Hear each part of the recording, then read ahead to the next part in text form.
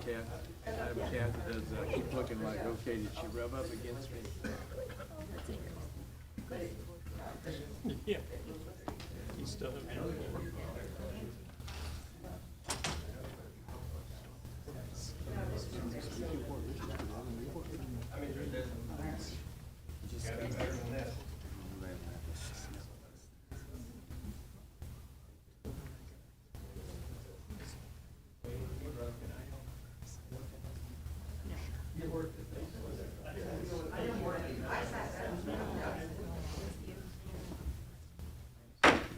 Call over City Council meeting Wednesday, November 12th, 2025. I'd like to stand for the, Troy's going to do the invocation. Pastor Troy's going to do the invocation. Rain, stand for the pledge.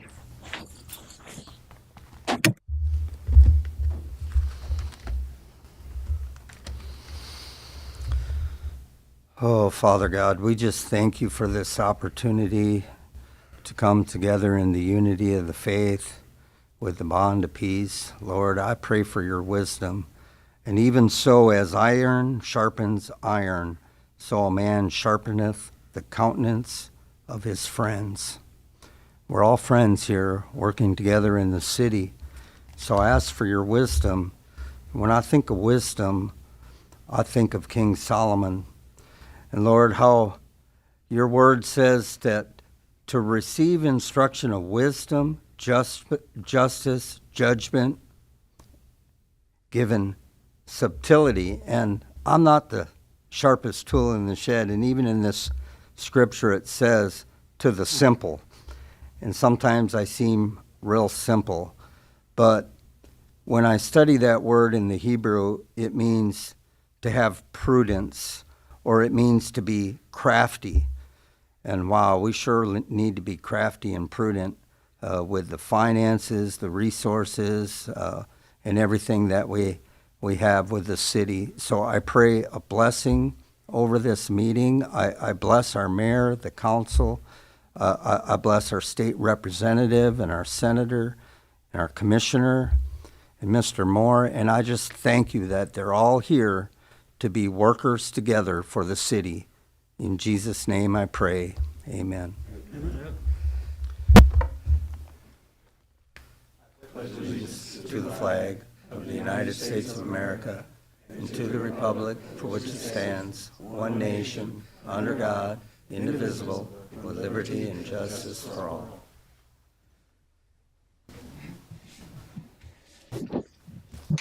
Madam Clerk, have roll, please. Mayor John Eric Hoover, Here. Vice Mayor Chris Mayer, Here. Councilman Robert Hubbard, Here. Councilwoman Lisa Burke, Here. Councilwoman Christine Sullivan, here. City Attorney Zoe Rawls, here. City Manager Andrew Butterfield. Here. Thank you. So, very happy to have some very distinguished guests here with us today, and we got some proclamations to hand out. So I'm going to call you up one at a time, and then we'll have a group picture. So if I could have Mike Moore come join us.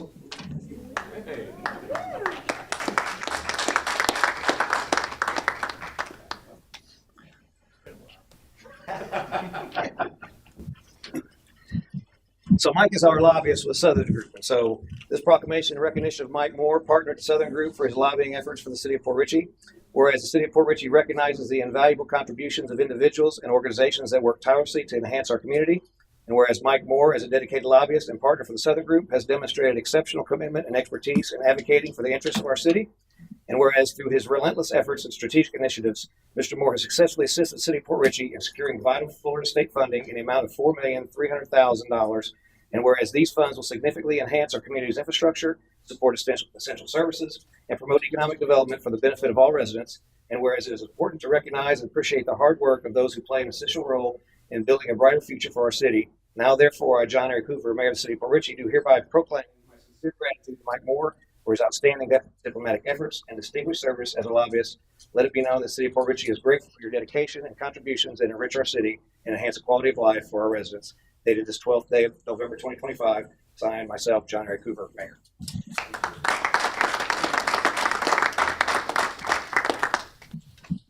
1, 2, 3. Hold for one more. Perfect. Thank you. Oh, Oh, thanks. Thanks, Commissioner.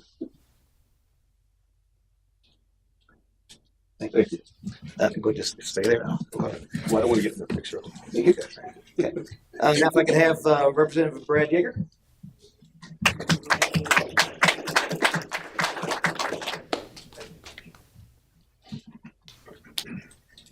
So it's proclamation in recognition of Florida State Representative Bradford Troy Brad Yeager for his support for the state funding provided to the city of Port Richey. Whereas the city of Port Richey has been presented with a significant opportunity to enhance our vital public safety and infrastructure systems through the generous support in the state of Florida. And whereas the allocation of $4.3 million in state funding for the procurement of a new fire truck, improvements to our lift stations, and essential water main replacements will benefit our community. And whereas this funding will ensure that our fire department is equipped with the latest technology and resources necessary to protect the lives and property of our residents. And whereas the improvements to our lift stations will enhance the reliability of our wastewater management and contribute to the overall health and safety of our environment. And whereas replacing aging water mains is crucial for maintaining the quality and safety of our drinking water supply. And whereas Representative Yeager's unwavering support for our community and his efforts in securing this vital funding reflect his deep commitment to the growth and betterment of the city of Port Richey and its residents. Now, therefore, I, John Eric Hoover, Mayor of the city of Port Richey, do hereby extend our heartfelt gratitude to Representative Bradford Troy Bradford Yeager for his steadfast support, leadership, and advocacy for the city of Port Richey. We celebrate this funding as a pivotal investment in the future of our community, and we anticipate continuing our collaborative efforts to meet the needs of our constituents. Dated this 12th day of November 2025, signed myself, John Eric Hoover, Mayor.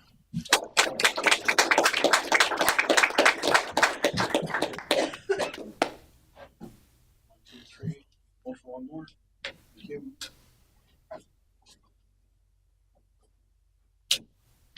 I just want to say your mayor did a fabulous job communicating, working for the citizens, driving to Tallahassee, staying on top of anything we needed quickly. Great communication, so thank you. Thank you. For that. Appreciate it. Make it easy. We're gonna get a picture with the check. Okay. And last but not least, the proclamation for our Senator Hoover.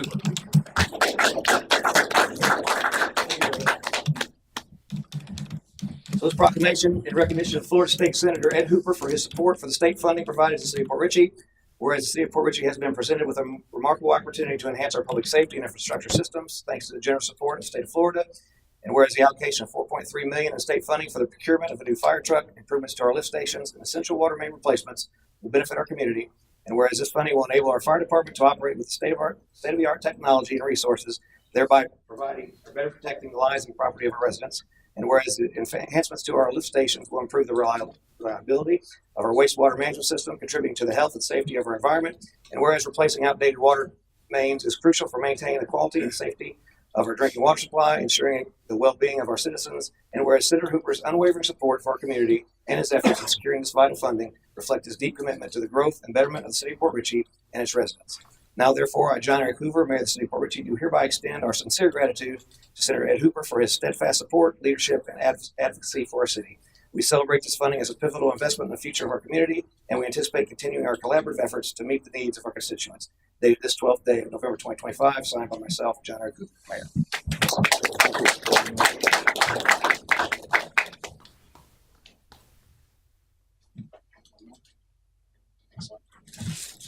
You look good, Lisa. I am. Okay, now we could have the check here. There you go. All right. An amount of money that really is just, I tell you, these guys did a fantastic job. We couldn't have asked for any better representation of Tallahassee. So in order to represent a huge amount of $4.3 million, we need a big check. So here it is.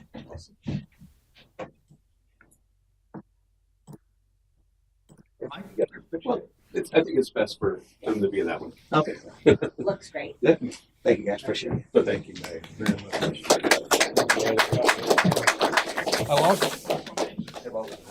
I appreciate it. How about Yeah. Yeah. If you guys want to come forward. Check. Just so you know, this is everything the House and the Senate. We're a little sloppy. Senate's gonna come together. There's more differences than that. It could help it. Oh, gosh. Oh, boy. 1, 2, 3. Hold one more. Perfect. Awesome. We went I think it went without the check with me. All right, well, Okay. Mike, get Sure. up there. You know Did what you get yours? No, I think it's money's not here. You don't want here, man. He didn't want the money. Mike doesn't want the money. Okay, I didn't know. Should check with Mike. I'll just take a one with all you.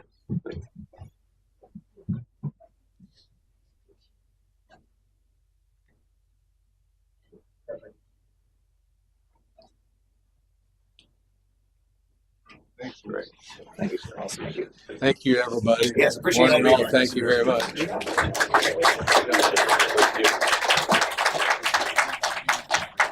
And so I just wanted to take a moment to recognize also we do have another very important person as Commissioner Yeager from Pasco County Commission 4. So we get a 2 for 1.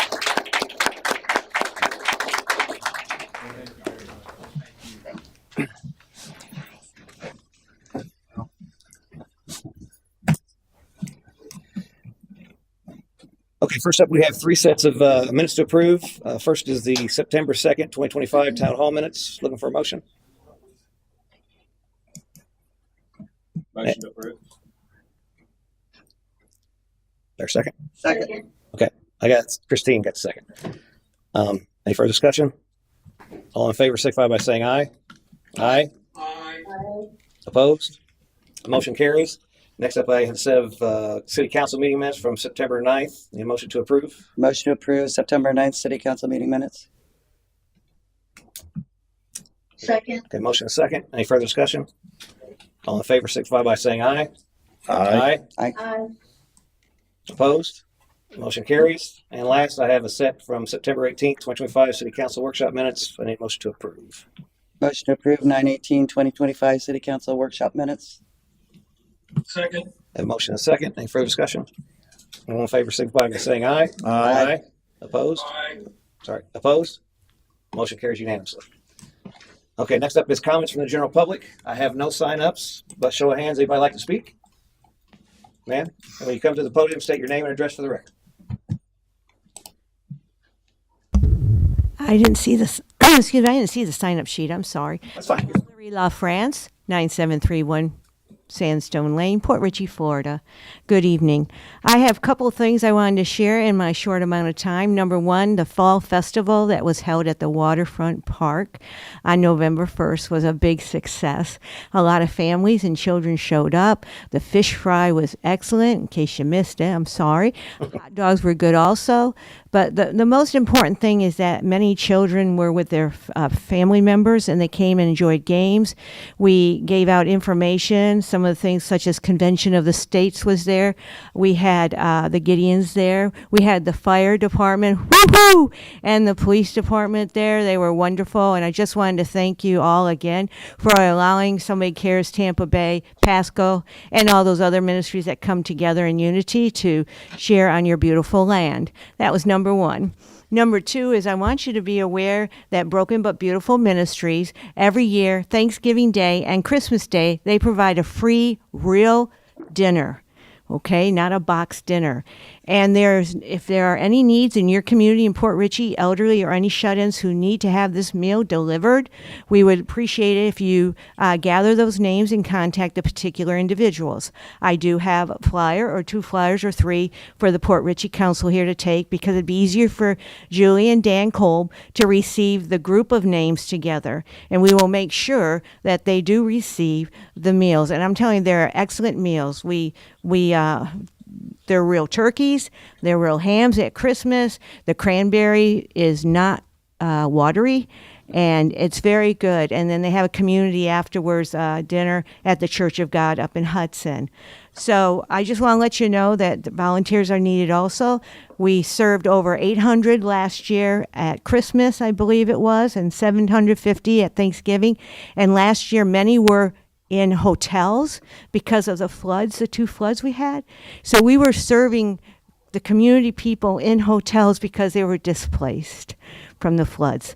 So Mayor, whoever I may present a couple of these flyers, just Yeah, your question? No, I'll take one. Okay, well, if we want to step in the record, we get a motion, second, a vote on it, or we just leave them out in the lobby. I'm assuming we can probably post that on our website since it's for families that.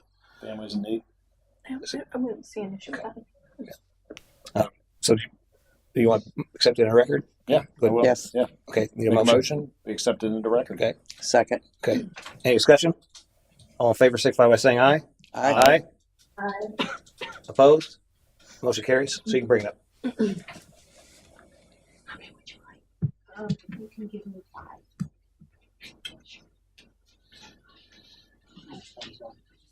One more.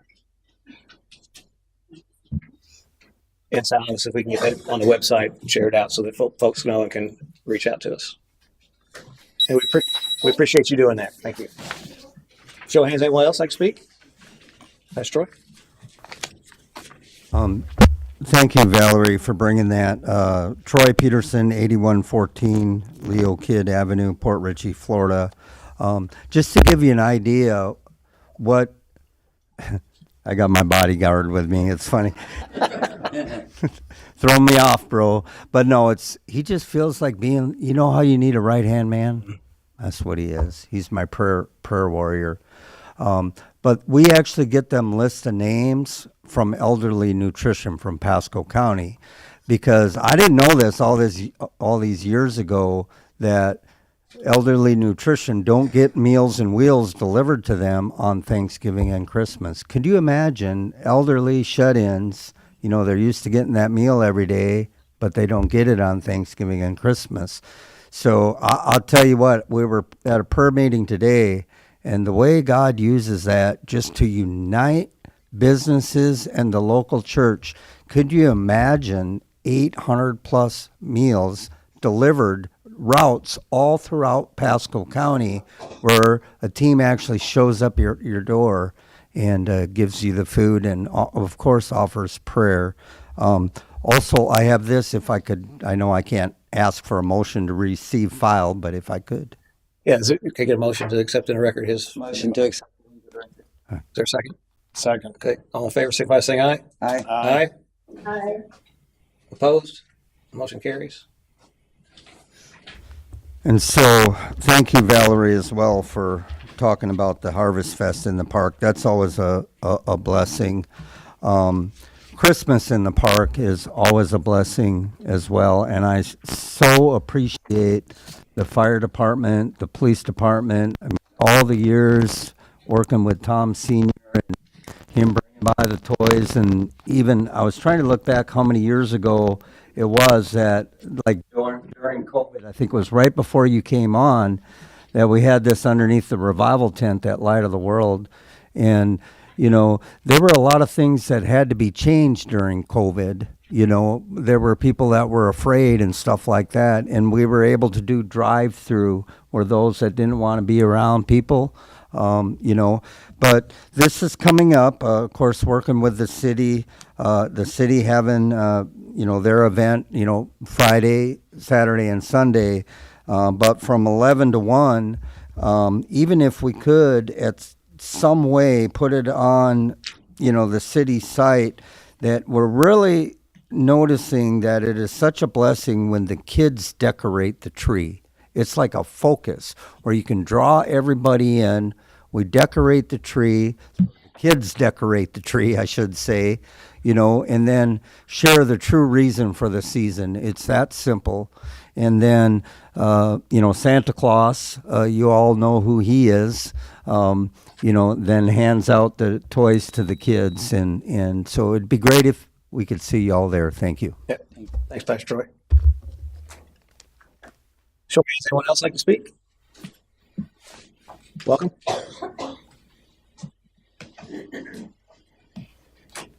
Hi, my name's Gary Kuehl. I represent the organization called COS, and I just wanted to stand up here really in support of Pastor Troy and Valerie. I was honored to be able to be asked to be part of the park event. And I just have to tell you, well, I don't have to tell you, you guys should know already how proud you should be of this fire department and the police department and the great representation that they give this town, because to show up and be so kind and so many people go up and they talk to the police and the firemen. And, you know, these days our youngsters are afraid of so many things, and our parents are afraid as well. But having this kind of representation with all the churches and the wonderful representation that they did, and also having the fire and the police department there, was just a fantastic representation of, community. And I think that this community should be very proud of that effort, because it makes such a huge difference. When the kids aren't afraid of the police, they'll go to the police when they're in a time of need.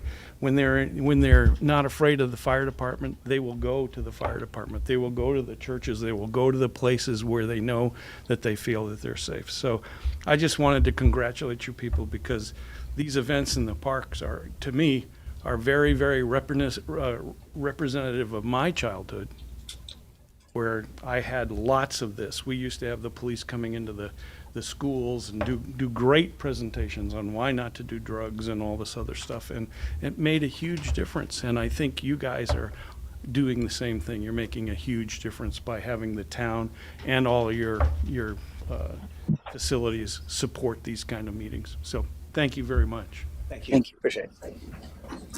Anyone else like to speak? I guess I'm Daniel Humphreys, Warrior of Faith, 7026 Whittington Court, Newport Richey. I just wanted to speak to Pastor Troy here. I hear he's been nominated for events planner. I'd like to give you a little kind of history of how I met Pastor Troy. I've known him for about 2 years now. I was a baby Christian, kind of rough around the edges. I think he saw something in me, and he decided to make me a warrior in God's army. And I think I just became a full patch member. And instead of lording over me, what he did for me was he washed me and my family's feet in church. And he said, I'm here to serve you, not the opposite.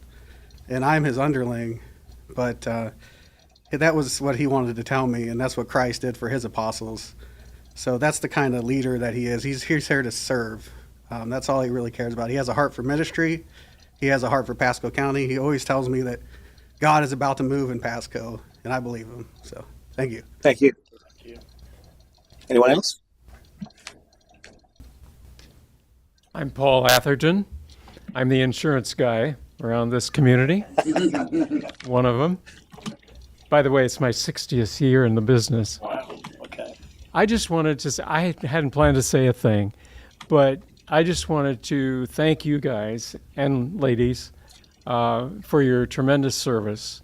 I moved here with my wife 10 years ago and had sold my agency back in Iowa, and decided that I didn't want to retire. So I just keep right on going. And I'm also a Christian, and the Lord spoke to me one day and he said, Paul,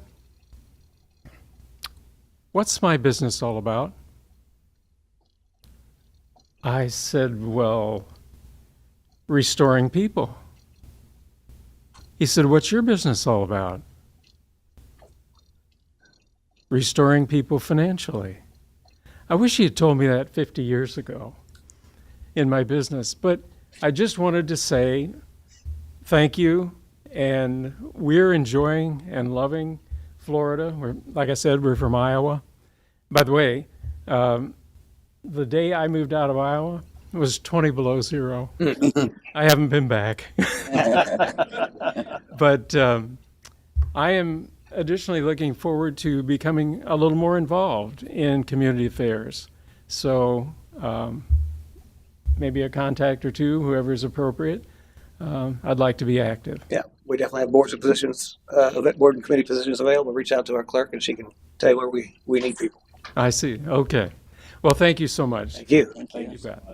Okay. Anyone else? You're right about the chairs. Mr. Burke, welcome. I admit when I'm wrong.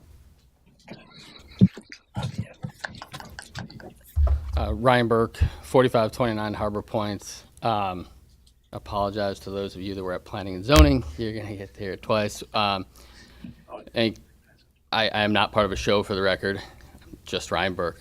And we've been hard at work, very hard at work, trying to get a pretty impactful project off the ground over on the waterfront. And I wanted to, as we talked about in the process of getting there, that we wanted to involve you all. We wanted to involve planning and zoning. We had a similar thing today with them.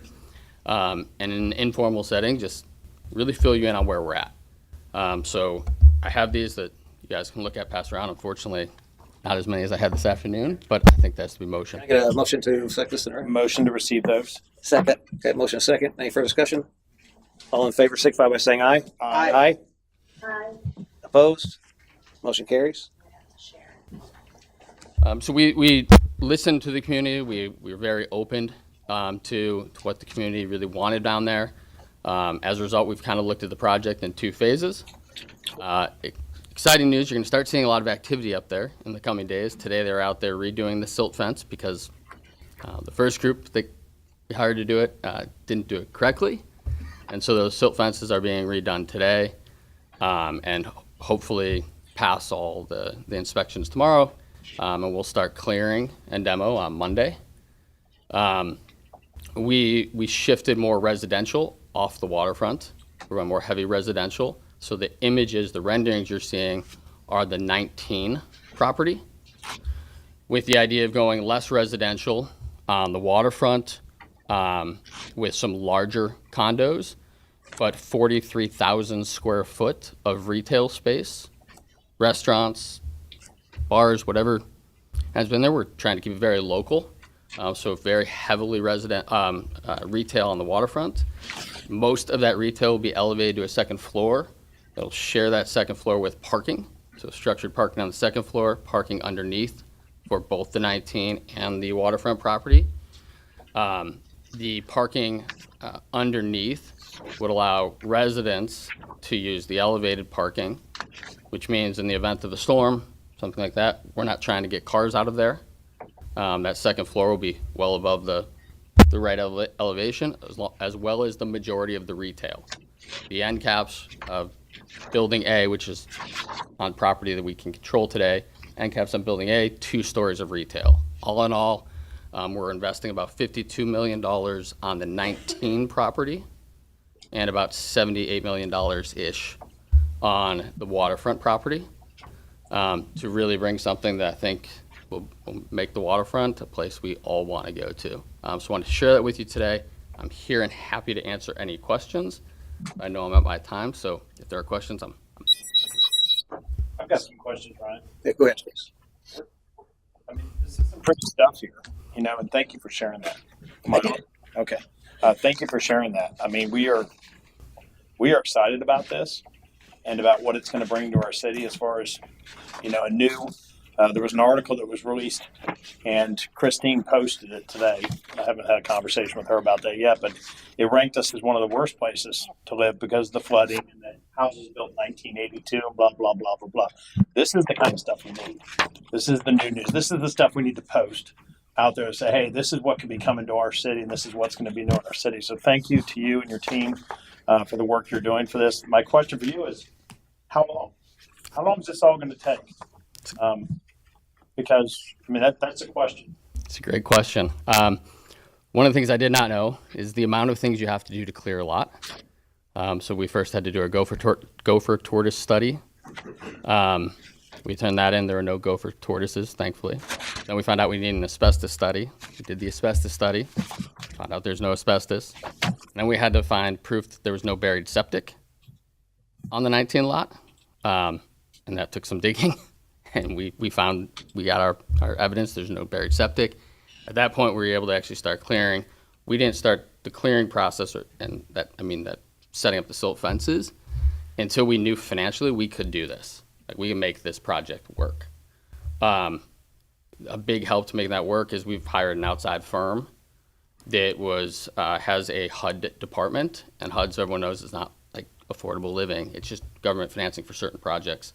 So we're able to get kind of pre-approval for HUD financing for the project. That allows us to do and control everything. The build, getting the residents in there, controlling the retail, making sure it's what we want as a community, and hopefully the community is excited for. HUD is very, very strict that once you go to your interview, that starts the formal process. You cannot do anything on that land. You cannot change it one bit. until that loan is approved. So we have to clear it. The minute we clear it, we will go have our interview. Our hope is early spring, we have shovels in the ground. Our plan is 2027, we have people living in it. And that would be phase one. We're going to stage it. So the plan is phase one will start, and for efficiency, the builder can move their contractors that are doing pilings. They're done pilings on the 19 property. They can move them over to the waterfront, and so we stage them, but they're pretty successive. And the flexibility and the financing that we're doing, the debt financing portion of it that we're doing is allows us to do that. Right now, what we're trying to solve for is myself and a couple partners, we've put in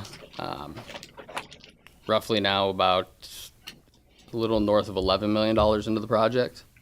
We're going to have a gap of about roughly $4.5 million we're trying to solve for. So hoping to find an easy way to do that, but I don't think that's going to be hard. I think we can do it pretty quickly. So as soon as we get that approval, our plan is to be ready to put shovels in the ground the next day. So can I ask you a question? This may be a question some of the residents have, so I'll ask it because you're here. This is your project. Mm-hmm. This is your baby.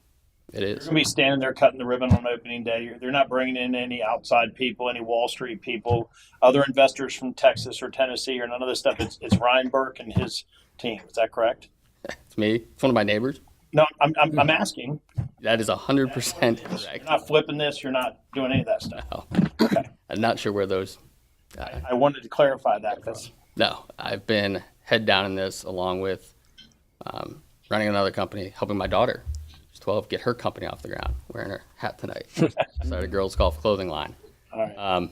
But been head down on this. I live, I don't know, maybe a mile and a half from this. And our whole point from day one, which I said was, we want to have something here that we are proud of, we can go to, is safe, brings community together, promotes small businesses in the area, and gives people a place to live here that they're really proud of and safe, away from flooding, brand new. I think some of the renderings in there you'll see, like, we're not cutting corners. It is going to be very, very nice. And that's really important to us. Thank you. You're welcome. There any other questions? Thanks. The point is, see what the pack you have. If these are renderings of the 19 property, it has some information about the commercial side with the building one, or building A and building B on the Gill Dog restaurant property. But there's no renderings in there for that. Just the residential portion. So obviously, there's more to come on those plans as well. So The reason for that is we wanted to get feedback from planning and zoning, see if they said, hey, no, what if you incorporate this? What if you change that? Before we invest in additional dollars in seeing the renderings of the waterfront. But this one, we actually have the plans.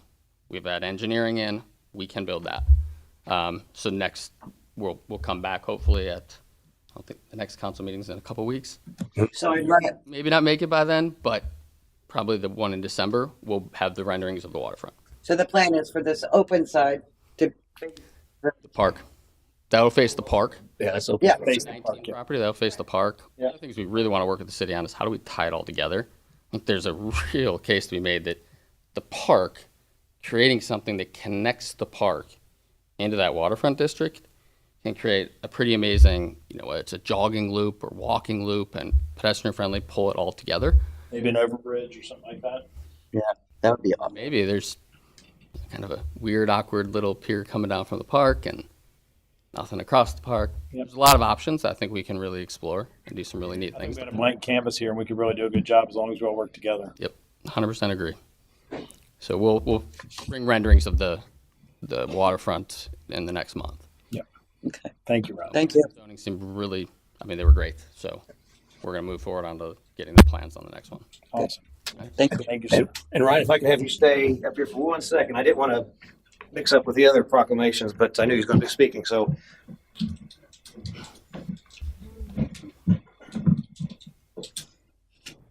Kind of embarrassed me now. so Ryan and his company, Port Richey, our whole company, was one of our Centennial sponsors. They were our second level, $10,000 sponsor. So we had a presentation for the plaques that we got made for all the sponsors. He wasn't able to be there to get that, so I wanted to take the opportunity to present that to him tonight. So thank you for your donation. That's my pleasure.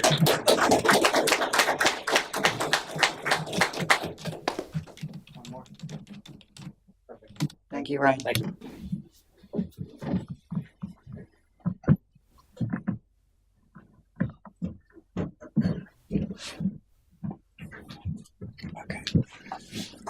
Okay. Any other public comment before we move on? Seeing none, we'll bring it back to council and open up to comments from the city manager. Thanks, Mr. Mayor. Got to say it's inspiring to hear all the great things going on in this community that Ms. LaFrance talked about, community efforts like that, the pride in our fire department and police department, and Pastor Troy's words, seeing our elected officials at every level cooperating for the greater good, and then hearing what private industry is doing down at the waterfront, improving our crown jewels. So it's just great to be back. First, I want to thank the staff for covering for me, Sal leading, sitting in my seat, and the whole staff taking care of things while I was unavoidably out. So I really appreciate that from the staff. It's already been mentioned, Ryan mentioned earlier, the Planning and Zoning Board met at 1 o'clock this afternoon to discuss a land development code amendment, definitions for special needs and senior housing uses, and off-street parking requirements. So this will come to you at the next meeting as it's passed P&Z. Fire department has a lot going on. First, the controlled burning of the city's brush pile has begun. Public Works and Fire have been coordinating with the Department of Forestry to burn the existing brush pile, which was pretty massive, and burning will end this Friday. Fire department also recently completed helicopter and hoist training to support rescue operations. Fire chief, he can talk about it if you have any questions, but I sent him out of state last week to check out a boat for the fire department boat that was approved in the FY26 budget, and we can bring that information to council if people have questions. Police department organized a regional crime prevention meeting at City Hall earlier today, which included several outside agencies. On auditing, good news, bad news. The good news is a bid opening for city auditing services will take place tomorrow. The bad news is we still haven't got our audit from last year back from the firm, but we've got our attorney team trying to force that issue, get that out of their hands, so we can answer the state and the Florida League of Cities. So more to follow on that.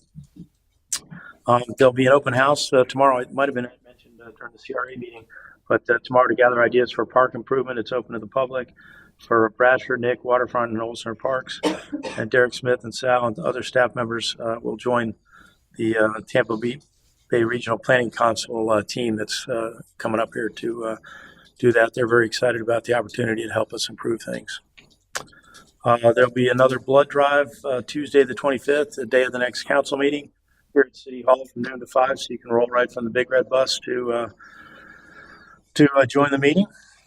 And let's see, there's some upcoming meetings. The events committee is planning on meeting both on the 18th and the 24th because I think in large part because there's really trying to put together that Christmas event, which we'll need to make sure we deconflict with the flyer that we received this evening. So again, on the 18th and the 24th at 6 p.m., events committee meeting open to the public. Tuesday the 25th, there'll be a city council workshop to discuss code compliance, magistrate options, and nuisance abatement. That's at 3 p.m. on November 25th. And Tuesday the 25th will be the aforementioned city council regular meeting at 6. And then a reminder, right after that, City Hall will be closed Thanksgiving Day, the 27th, and the day after, Friday. So, then lastly,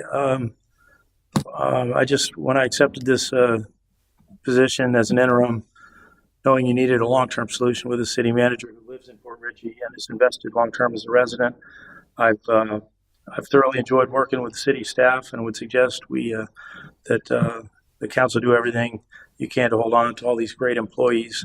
They're an experienced and valuable team, and it's hard to come by that great corporate knowledge that we have here. As you know, I was fully prepared to offer more time here, but when the council pivoted and found your long-term candidate quickly, I presume I need to do the same. I'm very happy Don has agreed to become your long-term resident city manager. I'll start pursuing other opportunities that have come up closer to home. And my wife Lisa and I would love to spend some of the holidays together. So I think the timeline of turnover with Don is still fuzzy, but I'll work with you. Excuse me. Work with you to give him the best possible turnover I can. Okay, that's all for now. Thank you. Thanks. It's good to have you back. Yes, it is good. It's good to be back. Thank you. That's it. Okay, next up is comments from boards and committees. Do we have any board and committees comments? Okay. Linda Rodriguez has offered to make the CAC comments. Okay. All right. I will show. Yeah. I will show. We've been talking about doing painting on the Olsner wall. So the CAC has been talking about this for. Do you want my name and address? Linda Rodriguez, 5917 Lantern Court. Haven't moved. So we've been talking about this for probably years, I think, right? A long time. So thank goodness for Lisa. Look at Lisa. Lori Simpson. She's been absolutely instrumental in getting this done. So we came up with a non-artistic idea of what we want on the wall, because Lori and I and the people in the CAC are not artistic. So I have a little, it's just blank. We kind of had ideas. We wanted to do historic because we had no other idea. We talked about this, and there was no money previously when we talked about this for a professional artist. I'm hoping that will change when you see my rendition. I don't know where you want me to put this, so I'm just going to put this here. You want me to? I don't know if you can see. This is the first part of the wall. Gary. I'll turn it around to everybody in a minute. We don't need any procedural thing for committee, do we? To accept it? No, okay. Not for committee. Good. Okay. I'm behind you, Linda. Bob's like, what about me? I'll show it to you in a minute, Bob. Hold on. Thank you. You're welcome. The Indians, because that's where it started, the Whedon Indians, and they settled along the Florida coast. So what I did was we measured. We thought as you walked in the wall at the gate. Turn your mic on. Let's pick up. At the gate, we would do "Welcome to Port Richey, Ulster Park." This would not start till after the bathrooms, because to put a mural behind the bathroom is kind of silly, right? So we thought we'd start after that. This is just an example. This is the wall. We put the Indian first. You need help? Aaron Ritchie, obviously the bear, who it was named after. We'd go there. And then Martha Olsen, that's the only picture we have. I'm sure we can get a better picture of her, but just as an idea there. I did measure, the wall is 6 foot tall, and I didn't bring my papers. There's like 19 feet between we have gaps in the bottom for drainage. So there's 19 feet between those gaps. I tried to encourage to put that down. Also, to try to have continuity, I thought we were thinking just grass, like grass with the different kind of fish that we have in the river and the Gulf. Continuing on, this is all continuous. As you can see, I'll hold it up. Thank you, Carolyn, for helping me. And I will turn it around in a second. So then we would put, I know we're doing a new symbol, but just for purposes, we put that back there. Which would be the new city logo. Yeah, exactly. Awesome. Exactly, the new way, but I didn't have that one. I understand. So that's what we put that. I'll hold this for you. Oh, thanks, Roger, thank you. So we were talking about doing something, instead of painting this on the wall, getting something, whether it be metal or acrylic. Just mounting it. So, Okay. so it stands out a little bit. This is Port Richey, that's our new symbol. We would do that. We ran out of ideas, so I just put a manatee and said, I'm really cool manatee. I'm really not artistic. That looks like a manatee. We put our coordinates of just. It could be a hot dog too. I mean, it could be. It really looks like a bad manatee. Or a banana even. Hey, there you go. I'm hoping this. My mind's running away with me right now. I'm hoping that manatee sways you to what my last question's gonna be. Oh, yeah. The coordinates, and then a couple years ago, CAC, we did the pelican as the symbol for Port Richey. put that there. We were coming up to Veterans Day, and I thought it was really appropriate to put the flag with thank you to veterans and first responders. Thank you guys behind me. And then the shrimp boat's here. And then this is where the water is. That's why I thought the shrimp boat there. How are we going to do this? We're not artistic. Can you show the Yes, we'll both put it people up out there? And Bob? There, Bob. Can you see? So the Indian, that's where we started. Aaron, A little closer to the camera. want me to stand up on the This camera. chairs? This camera. one? Oh, This is okay. Bob's camera. The camera over He's here. at this camera, Linda. This camera. Oh, I didn't know that was a camera. That's the camera. Yeah, that's the Zoom camera. There are two cameras. If you needed any help with like palm trees, shrubs, dolphins, anything like that, I'd be happy to help out. I've done a lot of artwork in that area, but that looks pretty cool. So that's kind of, I think we can put that down. Thank you, my assistants. I appreciate your help. So we were thinking, how are we going to accomplish it? We've asked for artists to come and give us ideas, and nobody was able to. Nobody told us, I'm an artist, I can do this. We've reached out to a couple people. Since then, there are some other things that we've reached out to. I'm hoping that the council will allow us to maybe pay for an artist to do something really nice. This is our idea. This is not an artistic. Maybe an artist has a better idea of what to do.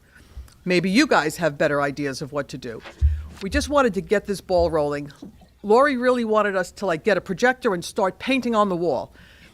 Lori unfortunately wasn't there. She was out of town last meeting, but we kind of felt we didn't want this to look like an amateur did it, because we are amateurs. It's not an insult, it's the truth. We really want it to be professional. We want this to be the start of something that's really great. Ryan's doing a whole bunch of stuff.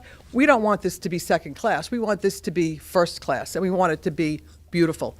One of our residents and former CAC members was just in Mount Dora, and it's a beautiful mural wall, and I was trying to get in touch with the city. I finally found out that it was a business that paid for this beautiful mural. So I've got on their Facebook, Mount Dora's Facebook page, and asked for artists, hoping that artist will reach out to me, because I don't know who that was. And some other people have been reaching out. I'm hoping the council will allow us, when we come to that point, maybe we can get some money and do a professional, really nice job on that wall. I think that it will be the start of making the city more beautiful than it is. Have you checked with the 19 sign guy? He does charge as well. I know, but maybe if you buttered him up a little bit, said, hey, we'll let you put your logo down there somewhere, right? If you give us the deal on doing this, because he does a fine job. Yeah. He's professional. Well, I just kind of want to get, if you all say, no, we're not paying for artists, I'm not reaching out to artists. We wouldn't pay for I know you didn't, Chris. I'm just saying we have in the past, there's been no money. So that's why I kind of wanted to get the blessing to say, I don't know how much it would cost, but I'd like to get the blessing to say, at least we can investigate it and bring back and things here, if you're willing to at least. I definitely. We would rather pay for a good job than Agreed. not pay for a bad job. We agree. We agree. Yeah, I think if you guys get some estimates and bring it back, whatever. Weren't you talking about starting that next weekend? Yeah, I was waiting till tonight to talk to you all before we canceled that. Right. I don't want to start this back and forth and making wrong posts and stuff like that, so. Good idea. And there's a shop down in Newport Richie. It's Hudson Coastal, whatever. They individually have different thing where people paint. You might want to stop in there. Stop in there because they have people that paint that sort of thing. And I don't know, I mean, maybe you guys have ideas. Are you liking the historical thing, or do you want something just like nautical, fishy, or? I think you're going after a professional to pull it all together is a wise move. Okay, good. And I got to tell you, if that guy can make that ugly little shack on 19 look that good, he can probably make our wall look pretty good too. We'll absolutely contact him. Yeah, and we have contacted him. That's how we thought he would like volunteer, and then we found out he charged, and that's why we. Well, maybe he'll be reasonable with us if we let him put his little 19 sign down. Yeah. I would hope, any artist that would want to be a part of that would give us a good price if they could have their name on it. Sure. So we'll pursue that. Yeah, we did. You do guys have $2,000 authorized already, I think was what we started with, but obviously And that was just for paint and supplies, yes. Which obviously, if you're going, you haven't spent any of that yet, right? Nope. So we could look at whatever comes back. But I can't imagine it'd be that huge of a cost anyway. So I think it's a great idea if we get some estimates. Okay. We get Yeah, behind so that they thing. come look at it, We've already put feelers out, but we'll show what you have, ask them, how long it's going to take, what does it cost, and let's find out as a group what it takes to get that done. Yep. Yeah. Perfect. I don't know. There's several murals in Newport Richie. I don't know who did those, but those are nice too. Maybe. Yeah, there's a lot of nice murals around. A lot of the girls had been like in their travels they've had them, and we were showing them, and Rob, not only just girls.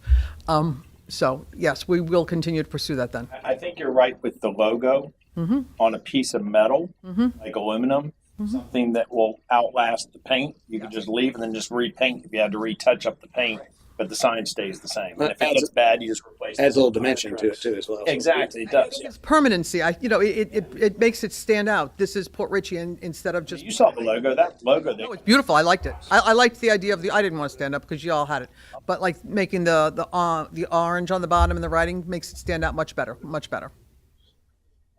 Okay, are we done with that? Thank you. Perfect. All right, next. You have in your packet, welcome to City of Port Richie. I think, right? Yes. So we've talked about newsletters.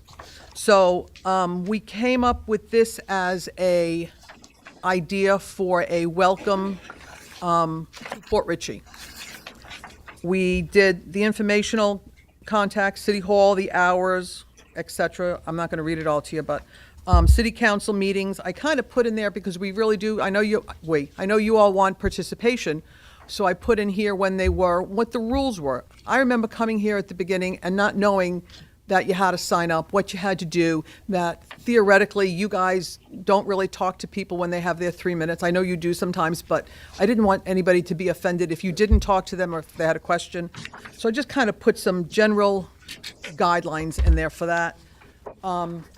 Put all the boards and committees in here, and I took this off our website. The only thing that I think was changed was maybe Port Authority or planning. It was just a little bit more embellished. I think Sal did that for me. Sal and I worked together on this. I did an initial one, and then I gave it to Sal, and Sal proofread it, maybe Ashley too, proofread it and added and deleted from here. How do we get this to the new residents? I'm coming to that. I put on here about the CRA residential and commercial grants, all that in here so that people knew about that, all about our parks, and then the water bills and brush. So, as it's a welcome to Port Richie, but a lot of residents don't know this information as well. So I was proposing a one-time mail out to all the residents for this. Then after that, one time, everybody gets this now. But let's say I sell my house next week. Not selling my house. The next person, when they come to sign up for the water bill, then they get it. Hand it to them. So it'll only be a cost of a one-time. Physically sign up for the water bill. They got to come in and sign up. Yes. Yeah. Yes. So that would be the new welcome. But everybody would start on the same page with the information, whether you're here a week, a month, 10 years, 30 years. Now you have the information. So it would be a one-time charge for this. So when we were talking about this, Andy had asked Sal to do this as well. But what Sal did, which I think is phenomenal, is the Bayou Beat, which I really love the name of that. This would be more of a newsletter like Newport Richie does. This would be mailed to the residents, whether you choose once a year, twice a year, quarterly, whatever the council decides. Kind of like you can't put every event in here because those events change, the dates change, things like that.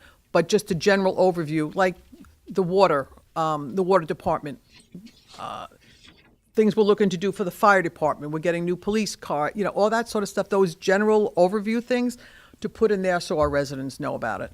So kind of looking for approval, I guess, or if you all want to do both these things, maybe one or the other, or none, or both. I love these. I think they're fantastic. Great way to connect with the city and let them know, everybody that lives here, what's going on and where to go and what to do. And Good job. I love this. Okay, thank you. Great idea. It's something that I think we should definitely do. Because when they come from the water bill, they got them sitting in the stack of 1,000 there. You're seeing them out to them. Mm-hmm. Everybody's digital now. No, not everybody. Oh, hold on. Okay. The majority of the people that are not going to see Jesus, but are coming to Jesus, you know what I mean? Those people are digital, Mm-hmm. and the new people coming in are digital. So I'm not saying we can't do this, but I'm just telling you, every agency that I'm associated with across the country, we're doing away with paper and we're going to digital. So is there a place we can do this? A link on the website, click on the Bayou Beat. Here's the connection. All we got to do is go to the city website. Here's your Bayou Beat. Boom. This whole thing's right there. We don't have to spend any money. It's just done digitally. That's all possible, and I had this conversation with CAC when I attended their meeting last week, and we discussed that issue. And even with the concept of doing a newsletter, what you have to do is that you have to compete against the digital world. And the thing is, with the newsletters nowadays, they have to be more informative than telling you about something that happened today, because what happens in the digital world, that's posted automatically, right? So like an event or like, just for instance, the pictures and stuff that we took today, putting that in the quarterly newsletter about them receiving they receiving proclamations is not really going to point it out, because I'm going to post that immediately tonight, first thing tomorrow morning. That'll be out digitally. So then why wait for something like that to be in a newsletter? The newsletter's got to aim to be more informative information that a person can rely on. If they need specific phone numbers, if they need points of contact, if they need to know information about the police department, events that you could put in there further ahead than your quarterly newsletter is going to be. It has to be managed that way, so then your information is still pertinent when you're versing the digital world.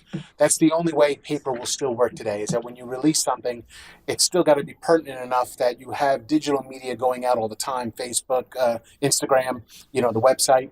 But this newsletter is to the elderly people who don't know how to surf a computer, to the people who can't afford the computer at home or anything like that, and they'll still have this pertinent information at the house that they can put on their put on their refrigerator and say, I got to call somebody. That's who I talk to. If I have to reach out for that, that's who I contact.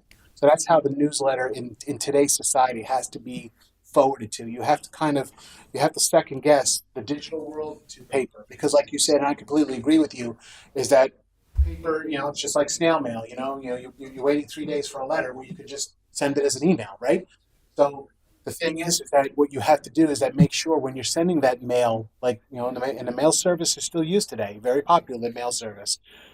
What's going out in the mail, though, is those official documents or those official things that may repeat what the email said, but then may require an actual digital signature or wet signature. So you know what I'm saying? So there's still that use for paper, because then why have the mail service? You understand what I'm saying? That's what I'm wondering. I'm wondering why we have the mail service. Just so you know, it's like, everything that comes to my mailbox that is junk mail gets trashed. The minute I get it out of my mailbox, it goes right to the trash. It's a waste of time.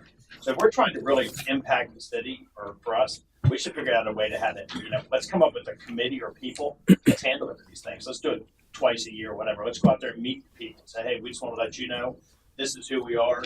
And by the way, in here, there's a place where you can make a donation to the fire department, or you can make a donation to the police department, whatever it may be, and get to know the city. That's more of a way to do it versus you only knock on their doors when we want their votes. We need to knock on their doors, just tell them, hey, we're here, this is who we are. Well, we did talk about having this discussion as well, going whether we should just go digital or not. I was going to talk to George, but I did not, unfortunately. Seeing if there was a way that this does go on our website, on the Port Richey official website, but when we send this out, put a number on here. I don't want to get the mail. I only want to get it digitally. Is there a way that we can sign that up? You know what I mean? Like so you could sign up for digital and not mail. But I did not get in touch with George, so I'm sorry. That was my... Get their email address and their phone number when they sign up for utilities. So if they don't have an email address on file, then we might want to deliver 150 of these things to people who are waiting for meals to get delivered. If that's the person you're talking about that's sitting at home that doesn't have any digital stuff. I'd have to confer with the city attorney on this as far as using that email or phone number information for utilities, that would have to have utility information on it in order to utilize those. You know what I'm saying? It's right there. I know that, but I'm just clarifying that so you understand that is that you have to be careful. Public Works and Utilities, there's our phone. And she'll explain that is that it has to be, when people provide that information, it's protected information, and you can't just, I can't just pull all their emails to send out anything random. So that's what I'm saying is I'm just letting you know that's information. If I'm wrong, please. No, I think that's a good explanation of it. You could. Obviously, I love the idea of having a newsletter in general. That probably quarterly might be the right cadence. We do have the people that do get the water bill, and if we could add, I think we can add some information on there that coincides with the newsletter that would have the digital link and all that. And then on the newsletter itself, on that digital link, if we had some information, if you would like to, if you have issues where you can't use computer or whatever, obviously, how are they going to know that? Opt in. So that goes on the water bill, but you can opt in for it. I don't have a problem if there's a handful of folks that aren't technology savvy, that they willing to do that, sign up and we could send it out. And we could always, obviously, if it gets to be overburdensome, we could, if they really want it that way, we could charge a nominal fee to cover that or something. But again, I don't know. We would have a whole lot of people that would really want that, but I don't know. But I don't want to exclude anybody for sure. So, but I don't want to do a mass mailing either because probably 90% of that is waste, more likely, because most people probably are online. This is super cool. Great job. So do you want to, did you like this one? Want to move on this one right away? Okay. I'll make a motion, whatever we have to do to make. Well, I know y'all figure that out. I just want to separate. I brought them up together. I also have Carolyn is here for something as well for the CAC. But I don't want to trash this either. I think it's a great job, Linda, and you and your team, whatever, Sal. Yeah, Sal did this. Yeah.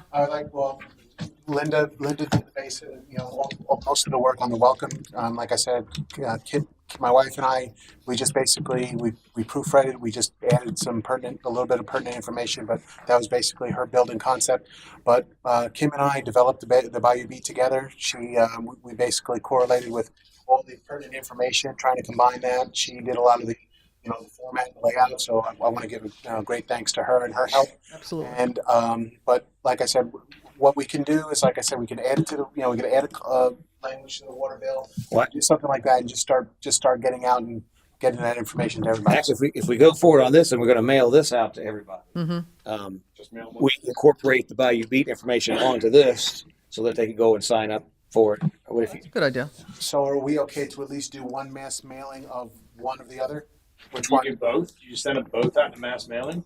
The Port Richey thing and the Bayou Beat, the initial one, and let them know if you want to see this every quarter to post in. How do we get charged for mailing? It's probably number of pages weight. Yeah, I'd have to confer with with Veronica from Development Services because they do the hurricane newsletter. And basically, what it is that it's kind of funny when he mentioned that junk mail. That's the kind of same type of mass mailing billing method that we use. It goes into the same way that they basically outline the city's outline 34668, but not the outer 34668, just within the city limits, and then that's what everything gets mailed to, and it goes out at the same time as when those other flyers and handouts go out to people. So you're talking about every door direct mail, right? So that covers most of the city. Case in point, though, her neighborhood is a separate route, and so that it's a much bigger route that she's a part of in Candlelight and all that. So we try to add them when so those would probably have to go differently. Water bills, don't worry. Right. That's another thing. If we could attach them to inserts into the water bill for the first time, I think that'd be the cheapest way to do it. That I'd have to talk to. Adam, we got the money. That in the past, and that wasn't able to be done. That wasn't able to incorporate the water bill for some reason. And then plus the fact that you got to remember that you got the difference between city residents and then the outside jurisdiction that we provide water and sewer to. So right, we'd have to. Those are coded. We know who's inside and who's outside. So I mean, it would probably be easier to use an email method because we can segregate those as opposed to trying to incorporate it in the water bill. We can add a message to the water bill itself, informing about this information, but adding this to the bill, we'd have to confer with the company to see if that's possible because that would just be extra costs for additional. Yeah, if it's to be mailed out, it would be extra cost. But if it's lesser cost than actually doing a single mailing, right, and then just I'm looking at all the avenues to try to save the most money. But I think these are great. And I think this goes a long way in the communication. We get this going out. This is a great way for us to start to get back on the map here. Good. And Carolyn also from the CAC, she's got one last thing.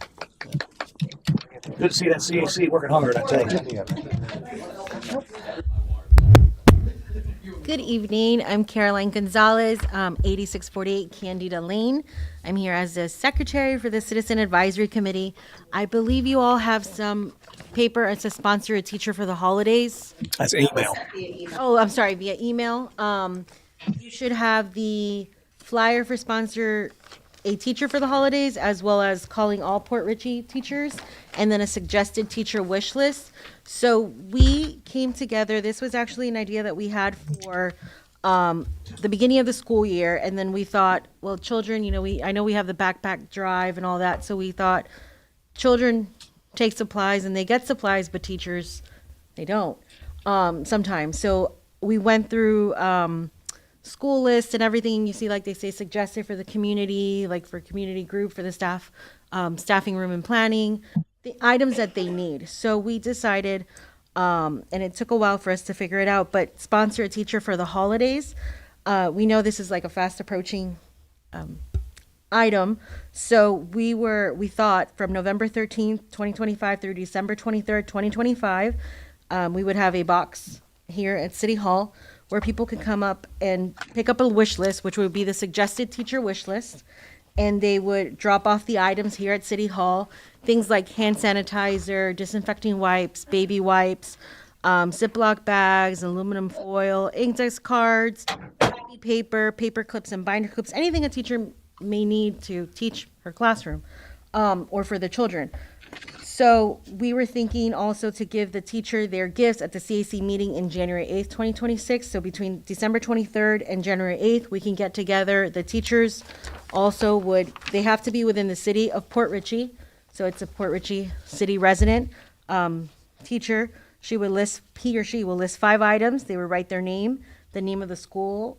We only have one school in the city limit, so we didn't go just for that school. So the name of the school and the grade and the subject. They would say, let's say they have 5 items from here, and then we would come together, grab the teacher's wish list, grab the items and put them, and then that day in the CAC, we would go ahead and distribute it to the teachers. This is an idea that we would like to move forward with if we can, and we would need your approval for that. Any questions? So it's just for teachers that live within the. Yes, and they would have to email our council liaison, which is Councilwoman Sullivan, and she would go ahead and just check. They would send their address, their name, their 5 items, the name of the school, and the grade and the subject. She would check the address to make sure it's within the city limits, and then they can participate. So they have to live in the city? They have to live within the city limits. I mean, I don't see where you hold it to live in the city. They're teaching the kids in the city. Why would you want to help them?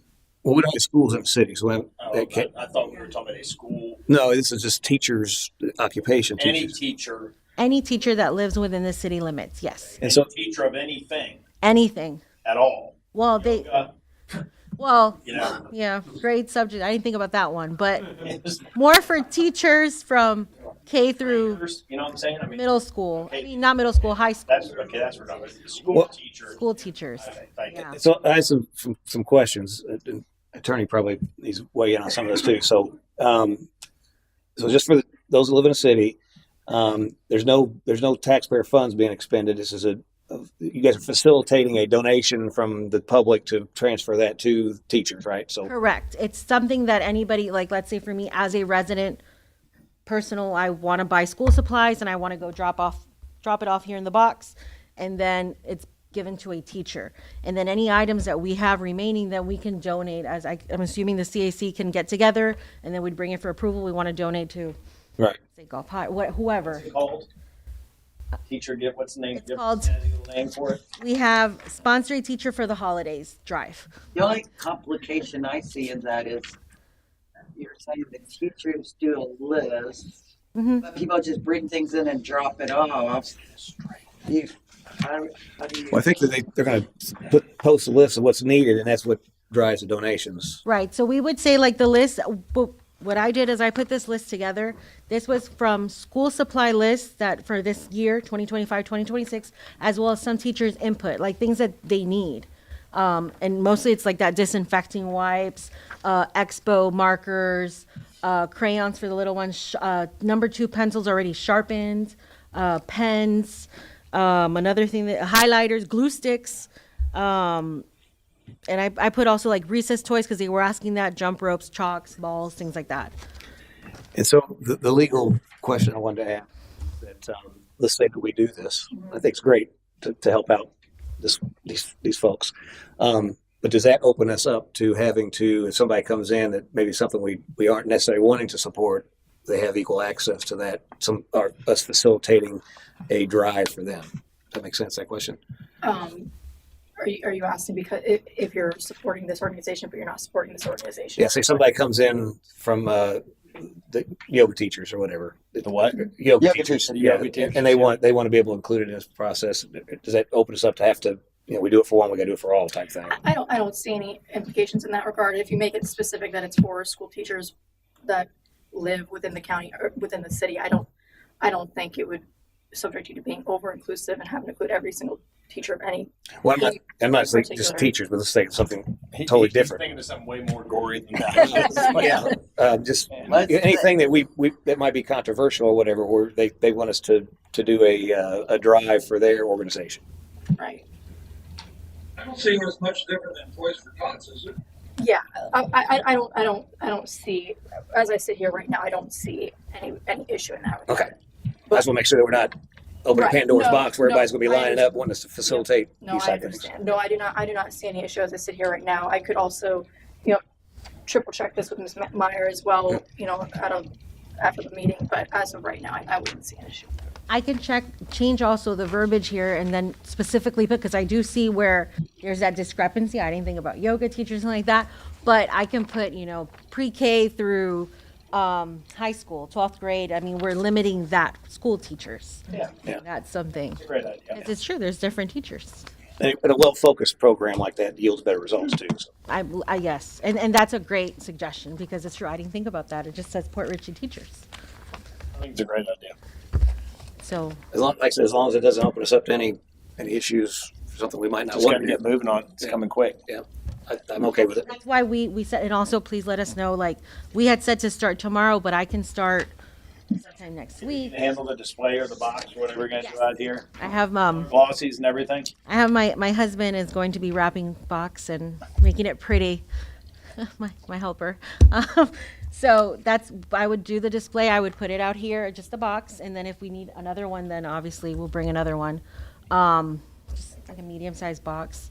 And whoever would like to donate can donate. I was thinking going through this, so we are. Door in the building here and get in there to donate. Give me your stuff. No. Just anyone, businesses, maybe they want to sponsor, they want to give something, or anyone. So that's for this. Yeah. So any objections on before that program? No objection. May I ask a question? Who is going to coordinate when this teacher wants this, and this? Who is going to coordinate? You have all these boxes full of stuff. You got to take it out. Who is going to physically do that? The committee. And coordinate that Committee. with this teacher wants this, that teacher wants that. Somebody's going to have to, that's going to be labor intensive. There's about 5 of us in the committee, and Okay. we So, I mean, if you decided got that we're gonna. organized, Yeah, I'll do it. So the public can hear the question was who's going to basically facilitate that? And so the answer is CAC has a group of folks that would be doing that. Yes, and that's why we have such a big span amount. Well, not as big, but from December 23rd through January 8th, we have that time to put everything, organize it together. Okay. Yeah. So we've been, and then anything else you guys may think of. I mean, this is just something for us that we want to get involved. We want, Citizens Advisory Committee to be out there, and it's just we're all working together. So you got approval moving forward. So for the You got a thumbs up. We're good to go. By consensus, you are good to go. good, thank you. And then, if I have a minute too, if I can change my hat as vice chairwoman of the events committee, I do not know Mayor Hoover, if that's something that we can bring up about the insurance for the crafts. Oh, for the events? Yeah, and actually, I was going to cover some stuff. Was that Okay. the only thing you had for events? That's the only thing, and can I just make the comment that we are still looking for vendors? Sure. We have vendors for December 5th already. I believe we have all of them, but it's mostly food vendors. I think it's only food vendors. We have already of them. I believe it's 5 or 6.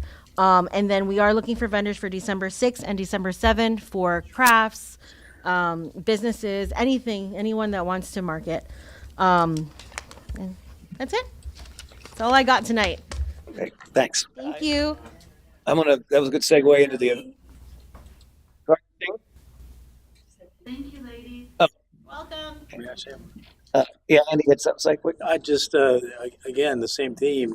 We don't have a marketing department, a public information department. This is a labor of love that volunteers like Mrs. LeCarey and Caroline and Linda do, and I can't thank them enough.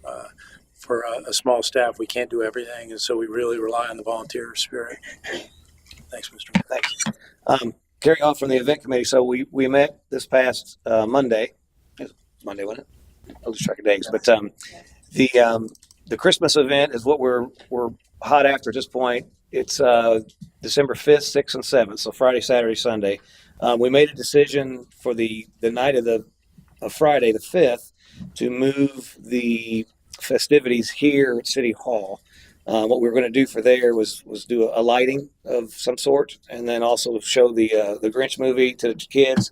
I was going to do the Night Before Christmas, read it to the kids. So we thought having that here at City Hall might be a little bit better venue, and so we would have some of the food vendors outside, and majority of that would take place outside, other than the movie, and maybe even the movie as well. We're still trying to figure that logistically out, but there's concerns about if we have stuff in here, council chambers, something getting spilled or whatever. So we're working out those details, but the short of it is we want to have that Friday night event here. We did get a lighting estimate to light up City Hall, and the big tree out here was like $7,000, which was kind of a non-starter. So we're reviewing options. We're going to get some more quotes. Was what to come back next meeting, which is our next meeting is the 18th, and then we may also look at just purchasing lights ourselves and doing something internally. So more to come on that, but we want to have the lighting event here. Another thing about doing that, obviously the park's closed at dusk, so whatever lights are out there are not going to be viewed anyway. So if we have it here, it's going to be lit up at night. People can drive by and see it, and so it makes a little more sense. And we would have City Hall decorated. I know we've got a big Santa that goes out there and different things. So that's kind of where we're at with that. And then Friday, after Friday's over, Saturday is the market, which you spoke of. Still trying to get vendors for that. That would go from 10 to 5. We shut down at 5, closed the park because the Newport Richie's holiday parade, boat parade, starts at 6. And so that gives people time to transition to that and doesn't take away from that event. Then we open back up on Sunday again at noon, and that goes to 7, from 4 to 7. Lisa was able to provide the contact. What's his name? Rocky Bovin. Rocky Bovin, the Rocky Bovin Band, who's going to do country, some bluegrass, and some holiday music, and just a good different genres of music for that 4 to 7 event on Sunday night, and that'll close out the event. And he's came in at $700, very reasonable for that 3-hour thing for a 5-piece band. So that's kind of what we got slated. Obviously, we're meeting weekly up until that point to bring that to life. There's a lot of back end work still needs to be done, but we're moving forward. That we should have a flyer done very, very soon. It's going to go out on the website and whatnot. So another thing on event committee, we did have you guys should have an email from today. Pastor Troy Peterson would like to be a part of the event committee. And so I wanted to see if council would ordain him becoming one of the event committee members, because we're down to 4, I believe, or let's see. It's a 9-member committee. Yeah, with 9-member committee. 6. I nominate. Well, no, we had one resign, which. No, you still 6. So we have myself, the city manager, Caroline, Lori, Linda, Laurel Canoe, that is. And who's the other one? Linda. No, Linda's on it. Oh, no, you're not. You have Caroline, Kim. Okay, so it's 5. We got 5. You have, Steve Stradell is resigning. oh, I didn't know Yeah, that. Sorry. I sent him a thing. He let me know he was resigning. I nominate Pastor Troy to be on the events committee. Okay, is there a second? Second. Okay, motion second. Any further? Already got a second. Any further discussion? Any public comment? Seeing none, put to the vote. All in favor, signify by saying aye. Aye. Aye. Opposed? Motion carries. Pastor Troy, welcome. We're glad to have you on the event committee. I know we're also going to have another thing up on an agenda to modify the quorum requirements for the event committee, because we're getting to that point where our minimum quorum is 5, and we'd rather have that based on the number of committee members actually on the committee. So we're going to take that up obviously in the agenda tonight. So with that, that's all I had from the event committee. Anything else, board committees? Okay, moving right along. We have item number 2, the consent agenda for October 28th. Look for a motion and or discussion. And I think we had a printout here. It was changes. I apologize. It was on the cover page, but not included as an attachment. Okay. I don't know where mine is either.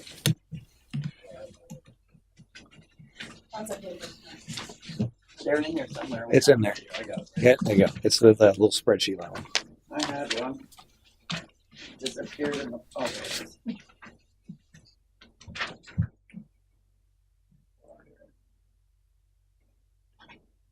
Police department.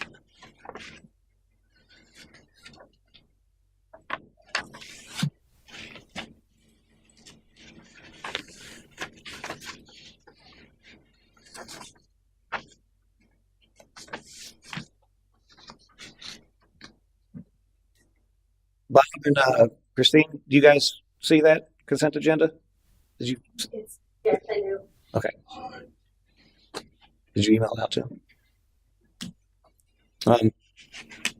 There's 5 items on it. McKim Creed for $199,901.52. Alan J. Ford, the police department, F-250, $58,792. Pasco Board of County Commissioners, 911 communication service fee, $22,827. Department of Revenue red light camera, $12,948, and then Trask Daniel, our city attorney services, $17,094. So is there a motion to approve? Motion to approve the consent agenda as presented for November 12th, 2025. Second. Have a motion second. Any further discussion? Any public comment? Seeing none, I'll put to a vote. All in favor, signify by saying aye. Aye. Aye. Opposed? Motion carries. Next up, the council business. Item number 3, first reading of ordinance 25736, amending section 109-318, article 3, division 1, chapter 109 of the land development code to remove more stringent requirements. It's my understanding that staff is wanting to strike that for now. They're not ready to bring that. So if I get a motion to table. Motion to table number 3. Second. Okay, motion to table in a second. Any further discussion? Any public comment? Seeing none, put to the vote. All in favor, signify by saying aye. Aye. Aye. Opposed? Motion carries. Next up is item number 4, discussion of amendments to resolution number 24-18, city mandated ethics training. I'll pass that to Mr. Butterfield for introduction. Yes, sir. Thanks, Mr. Mayor. It applies to all the members of boards and committees. And of course, council needs ethics training too, if anybody's due. But it was discussion of amending the amount of training. So. Okay, and another thing on this, you would have seen the calendar invite for the meeting, which is, what's the day? It's Wednesday. Thursday, the 20th. Lori Simpson had forwarded that out accidentally to other folks and then subsequently canceled that. So there was confusion over that was still being held. It is still being held, and Ashley's going to re-push that invite. Okay, so that's already been pushed. So there was a little mix up there, but it's not been canceled. We're definitely moving forward with it. So if you want, what's the amendments we need to discuss on it? Some minor changes to allow people that can't attend in person to watch the recorded version of the training, and to give members 60 days instead of 30 to complete the training. Is that everything, Ashley? Did I miss anything? Is the time requirement? The time requirement, as well as I apologize, the location of watching the recording. The prior resolution stated that they had to come here to City Hall. I believe in the resolution, it states, to the city manager's discretion on where they're allowed to watch the recording. If up to city manager discretion. City manager's discretion, and then, and obviously extending the time. Okay, so if we do allow anywhere else but City Hall, the question comes in: is it how's it being monitored? So that'd be my only concern. If we have some way that I mean, obviously, personal stuff can happen, but we need to make sure that actually, they are watching it because it's important. We could assign somebody to go watch it. Yeah, like Chris. I've dealt with that before, and it's difficult to enforce unless it's a live thing or it's a Zoom thing or instructor led or something like that. The previous resolution mandated them to come to City Hall, and I did have quite a few people who weren't able to attend that first training and would come in here and sit for the 2 hours and complete the training. Are they able to come to the 4 hour that we're doing with the guy? What's his name? That's what this is. If they don't come to that, If they don't come to that, they can watch. They have 60 days So to if they watch don't it. come to that, I think they come to 4 hours of sitting here watching the screen in here with, Yeah, I think short of any I way don't to. think you put it out there where they can do it from home because they'll hit send and go fishing. There's no way to track the recording for if somebody were to watch it at home. Well, even that they could start it, not even be in front of it. So At the end of the day, we're just trying to be better servants to the community, right? We're trying to make sure we don't get ourselves in trouble. So this is not punishment. This is like help. Yeah, no, we need this. That's why we started doing this last year to make sure that folks on the boards committees had ethics training. It's important information. It's a burden. The electeds up here have to do 4 hours every year. So we wanted to also have the board committees have that same training. We went ahead and extended it this time. We were doing a shorter version, but this gives the council the ability, since we're paying in-house training, for us to actually get our training done here in-house as well, and get that off the list. So, I mean, it's important information. We need to have it. All our board committee members need to understand all the things of the law. So, if we don't have a way to, manage that from a virtual standpoint, we need to have them come in to do it. So, Let me ask you this, Eric. So, do we have a way of finding out who's going to come to the 4 hour in-person thing with this gentleman? I have a. You have a list? I have sent an invite, and they are supposed to respond or deny. So, I mean, if it's only a few small people that can't show up for 4 hours, then why don't we just have them come in for a different time? Something, like a video pre-recorded. We did propose that in the past, but everybody's schedules. I mean, I had the training twice a week for a month and a half. So we can get them all and I had individuals come, not as a group. So yeah, Lisa, you had a question? Linda. Oh, sure. I'm behind you there, sir. Linda Rodriguez, 5917 Lantern Court. I can't come 4 hours in the middle of the day. I got the baby. People have full-time jobs that are on these committees. They work 9 to 5. They can't come 10 to 2 in the middle of a day. They're not going to take a day off to come to do 4 hours of training. It's only offered one time. Yeah. Well, the actual training is at night. no, the training is from 10 a.m. Oh, that's right. It was at night last time, I think. No, Some people work nights. Yeah. I understand, and it's 4 hours. We don't get paid. You don't get paid a lot, but you get something. Sure. So nobody's going to, well, I shouldn't say nobody. Many people are not going to take a vacation day to sit here for 4 hours. They're not going to do it. Maybe hold what are They don't, or they can't. As a nurse, I just couldn't take off when I wanted to. maybe have an evening.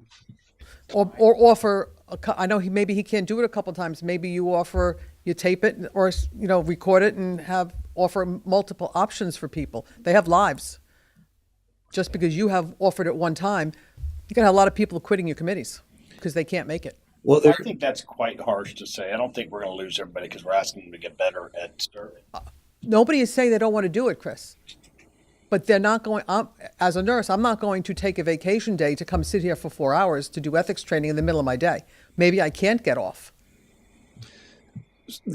Nobody, your job is a little different. You can alter your schedule. Work 9 to 5 jobs Monday through Friday. They can't just alter their schedule that easily. Some can. some can't. Maybe like Lisa said, we offer one an evening thing, right? Maybe a 6 to 10 or something like that.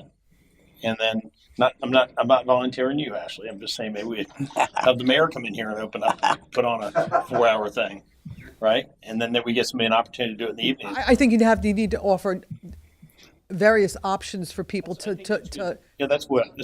marry their schedule around it. 'Cause they want to do it. I'm not saying they don't want to do it, but they have lives, they have children, they have things to do, they've got work to do. Is there a possibility to do that in 2-hour increments?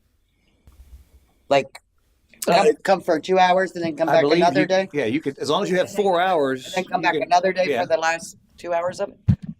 That is, I know that it just complicates things, but it makes it shorter. To do it, you wouldn't have to do it. One of us councilmen who sat here with people that did that thing for 4 hours. I think Chris just volunteered. Typically, normally, and I think that goes with the extension of time to allow people to come in and do it. Typically, no, I don't sit in here while they watch the video. I mean, I can obviously see them in here watching it. If they can only attend for the first 2 hours, they can say, hey, I only got to watch till hour 2. I'm going to come back, on X day to watch the other 2 hours. Sure. I can notate that. Everybody that came in that did the recording training, not the in-person training, I noted it and marked them off that they completed it. I did.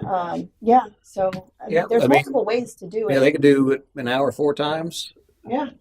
As long as we have some way of As long as it's tracking it. completed. So Linda, we'll fit your baby schedule any way we have to. I'll bring. I brought it to the thing. I'll bring her. She's fine.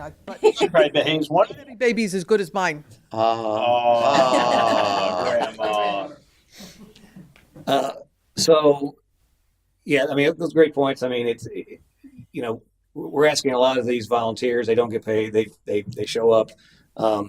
But again, on the other side of that, it's also a responsibility to make sure that you have the appropriate training to be a part of those boards and committees. So, I mean, I want to be as flexible as possible with folks to make sure that we want to accomplish the goal, but we don't interrupt their lives. So if we can string along into smaller segments to kind of accommodate people. Again, the goal is to have most people here because we're paying to have him come on site and do it. It's to be here interactive is always a better avenue for that. And so, but there are going to be folks that are going to be able to have to miss that. And so if we can somehow figure out a way, extension of time, I think it's what's in the ordinance now. It was 30. I think it was 30 and it's going to 60. Yes. Yeah. Yes. I mean, we could even maybe look at extending that to 90. It does in the original resolution. If they needed more time, if there was an issue, they could discuss it with the city And you manager. could grant more time. You could deem more time as Okay. appropriate. Couldn't you also do, Eric, like if we're running the council meetings here, you could have the conference room and you could, so it wouldn't take away more time. If that's a great You idea. could run So 2 or 3 people in the conference room for a 2-hour period during yeah, council meetings. if we have a late meeting or something, we're going to be here anyway. If they could work that schedule, they could do that. That's a great idea to get some of that time in and off hours.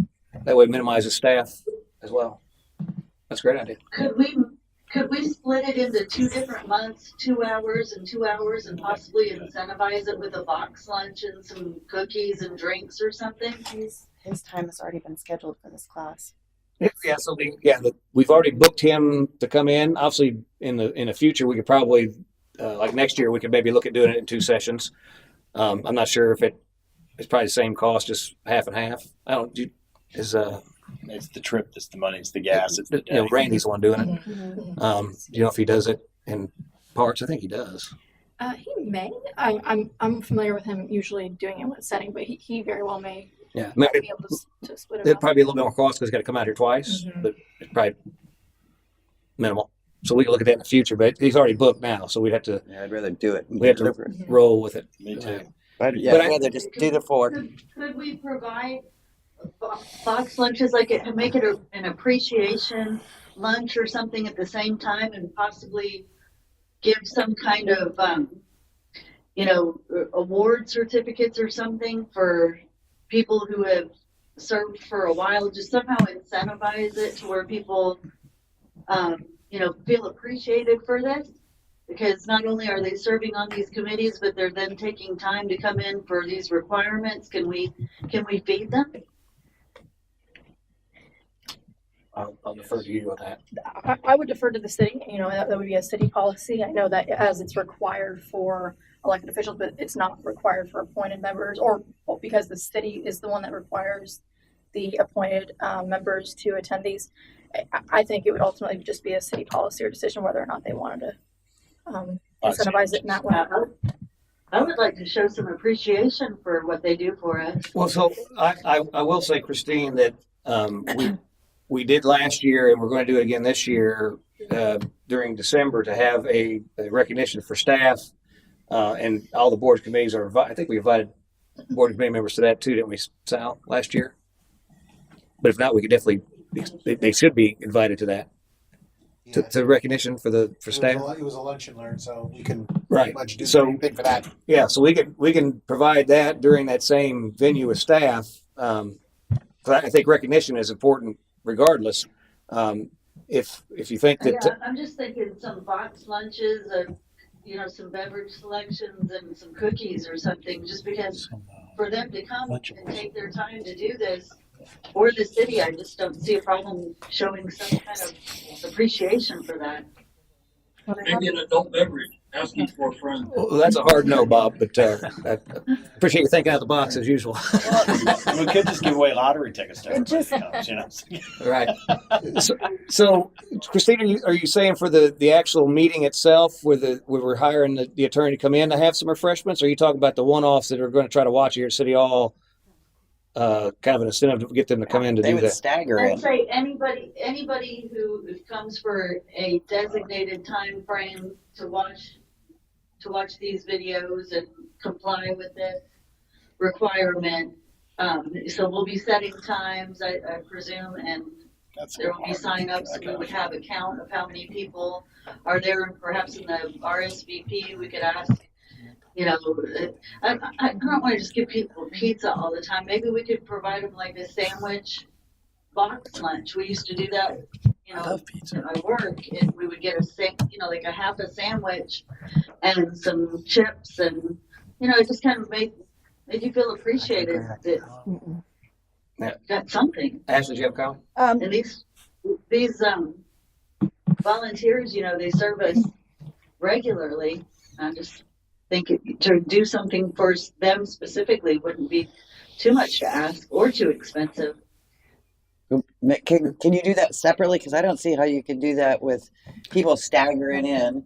I mean, you could do a committee appreciation lunch. 4 hour deal. Well, just totally separate from that. I thought Eric says we already do one. No, but she's saying feed all the committee members and stuff. She's trying to connect that to the training. So. But you could do it on a different date. Yeah, but how are you going to do that if How many people are we talking about? if everybody can't make it in on that day? Ashley, you have a comment? Yes, so last year with the 2-hour training, we did provide light snacks for whoever attended in person. I think what Councilwoman Sullivan is stating is to provide food for people individually to come in. I don't necessarily agree with that, but yes. No, I thought that there would be like a follow-up group meeting where you could attend. I didn't know you could just walk in at any time. I'm sorry. No, If that's it okay. was group meetings afterwards, like you have these options of coming in at this time, that time on this specific day, and then we would have a group of people that had signed up. We would know the count for those people and could get the lunches. Well, and But I guess not. as of right now, I've only had 7 people accept the invitation for Thursday. So Is it this Thursday? for next Thursday. I wonder if she has any of these situations with other cities, and if there's any other ways this has been handled in other municipalities besides ours. I can see giving them sandwiches, a bottle of water, and a cookie if they're coming in for the 4-hour deal. If you don't come in for the 4-hour deal, eat on the way. Right? Come in, we're paying for the instructor. Here they are. We're going to feed you, give you a bottle of pop or whatever, and I can see I that. can Is that agree what you're with thinking, that. Christine? You good with that? So Yes. I think that's what we do. Is everybody else okay with that? Well, the only thing is then you incentivize coming in separately because you get free lunch, I guess, out of it. As opposed to No, that's not separate. You have to come in as the group with the 4-hour live training. That's the only time. Oh, for the actual Thursday. Yeah, Yes. for the Thursday. If you come in during that time and you miss work or you, Yeah, because it starts at 10 and goes to 2. 10 to 2. we'll feed And you. then and there's a give you break in between. That makes but- some sense. Yeah. drink. Yep. You want a motion for that? Sure. I'll make a motion that during the ethics training, the 4 hours, we will send out notice that we are going to give you a boxed lunch and a cookie and a bottle of whatever. It's not spiced rum, I can tell you that yet. So it's like water or soda. Well, can we just say something, or we don't know it's a box lunch, so it's not so Well, we'll let specific? Ashley figure it out. This is it Ashley? Ashley, how do you feel about making sandwiches? Great. Well, yeah, so I've got a motion and I got Bob seconded that. Any further discussion? And I think we just leave that in the city's hands on how they're going to feed us. Yeah, so the only discussion I have on it is that obviously there's facilitation because certain people are going to want certain sandwiches and whatever, and then there's dietary restrictions, and so you got all this minutia that administratively has to be done by staff. Listen, I think you keep it simple, right? KISS, right? And I think you offer them two types of sandwiches. You get your choice. Last year it was literally like little snacks. Obviously, this is a longer training. We can do public sandwiches and some chips or something. I mean, it doesn't have to be too involved. But Yeah, let me. And allow them to bring their own. I mean, you can also put, and you're welcome to bring your own food. Yeah, we'll supply this, but if you don't like this, you can bring your own. A snack or something for a lot of people. So if they, if they're concerned about dietary restrictions, they could also bring a box lunch of their own. All the firefighters will be here. Yeah, our training's gonna be busted at the seams. Yeah. Lights on. So the motion was for boxed lunches and drink or whatever. Would we be better served instead of doing that, having just like it might be cheaper too, just have a big sub that they can just regular food as opposed to actual catered box. Can we get lunches? one of our local people to make it? Like maybe the guy over here at the sub place, make the sub for us. Yeah, I mean, it's. Can we do that? I just need clarification on your motion. This is really super Hold on a complicated. second. No, I'm trying to give some business to a local business. Sure. Christine, what'd you say? I didn't hear what you proposed. Okay, so we got a motion on the floor for the box lunch in a second. I'm going to vote on that, but I was going to see if they wanted to modify the motion to just where the city actually buys a large sub to provide to make it a little easier. We'll have real food here for those folks, but not individual box lunches. You could probably go to Publix or Walmart and they would donate a sandwich platter, a vegetable platter, and a fruit platter, or at least discount, of course. Yeah. Walmart or Publix probably would do that. Yeah. Or a local sandwich shop. Maybe we could ask the New Deli or some local sandwich shops if they would like to sponsor this with at least a discount. Yeah. So a donation from a few businesses. I think that's a good idea. Yeah. Right. That New Deli, they might like to get some of their sandwiches out there so that people know about it. Guys, so know about what they serve, so they might offer a discount to the city. Yeah, so For a platter. we don't need to micromanage how the food gets to the city hall, and obviously. No, we're just giving some options. Yeah, no. So this could be done on a tighter budget. Yeah, no, city staff is well okay. But if we're moving on box lunches, we can vote on that. I just ask if you guys are good with staff providing some, and they'll look at local vendors and I'm sure they'll cut us a deal or whatever. All that can be worked out at staff level. These are decisions that they can make. I'm open up public comment just a second. Is there any other further discussion on that? Did you want to amend the motion to let staff buy the food, or you want to Absolutely. keep it? I want to amend the motion to let staff handle food for whoever comes from ethics. Bob, you okay with that amendment? Yeah, I'll second that. Okay. And any further discussion, council level? Okay. Public comment? Who did for hand up first? As an outsider, Hey, you got to go to the podium. I'll get you next, Caroline. Brian Burke, 4529 Harbor Point. As an outsider listening to this, if you're having people come in to do a 4-hour training over the hours of 10 to 2 and not feeding them is kind of ridiculous. As a second note, if we can end the conversation, say we're going to provide lunch, I'm happy to pay for it. Thank you. There you go. Thanks, Ryan. Caroline. It's like, I'm going to go home. Caroline Gonzalez, 8648 Candida Lane. As committee member for committees, I would appreciate the incentive of the box lunch. However, I would actually appreciate it more if it was accommodating to a schedule of like after work for me. to me, coming on a day off or something like that, it wouldn't work.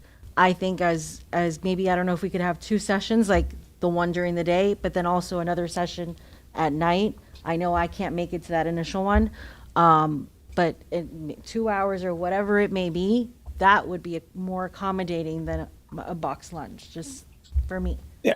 Stating that. Again, that point's well received. I think going forward, I can't do anything about this year, but going forward, I think we can try to make that a little more. Last year it was held in the evening, and that was great.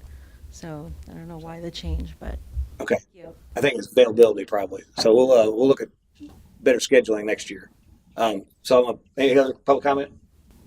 If not, I'll put to a vote. All in favor, signify by saying aye. Aye. Opposed? Motion carries, and the committees will be fed.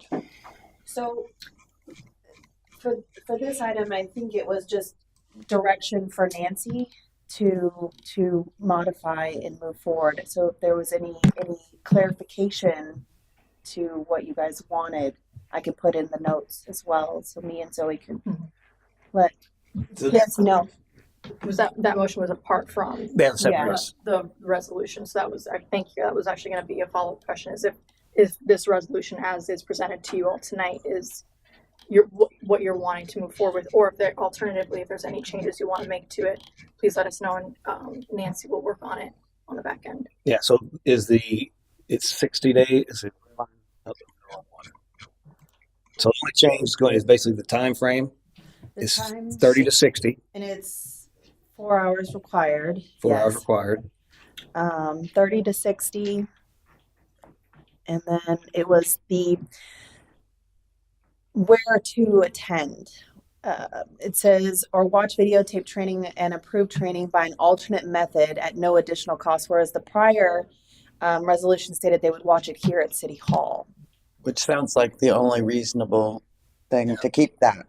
Yeah, keep it. Watch at City Hall, but obviously the city manager can parcel that up into 4 hour sessions. We can probably try to accommodate them during evenings that council member staff and council's here. But anyway, that schedule can be worked out. Yeah, I can work on a schedule to try to get groups in here so we can. I mean, we don't have hundreds of boards and committee members, right. But for those who don't, I can try to work something out with if they can come later in the day into and we can actually have an alternative evening session where they come in here and they watch the video that was here. I mean, that's an option too. Yeah. A secondary, didn't have live presentation, but actually they watched the video all together in council chambers. Right. I was going to inform the clerk. I'm going to talk to IT tomorrow as well.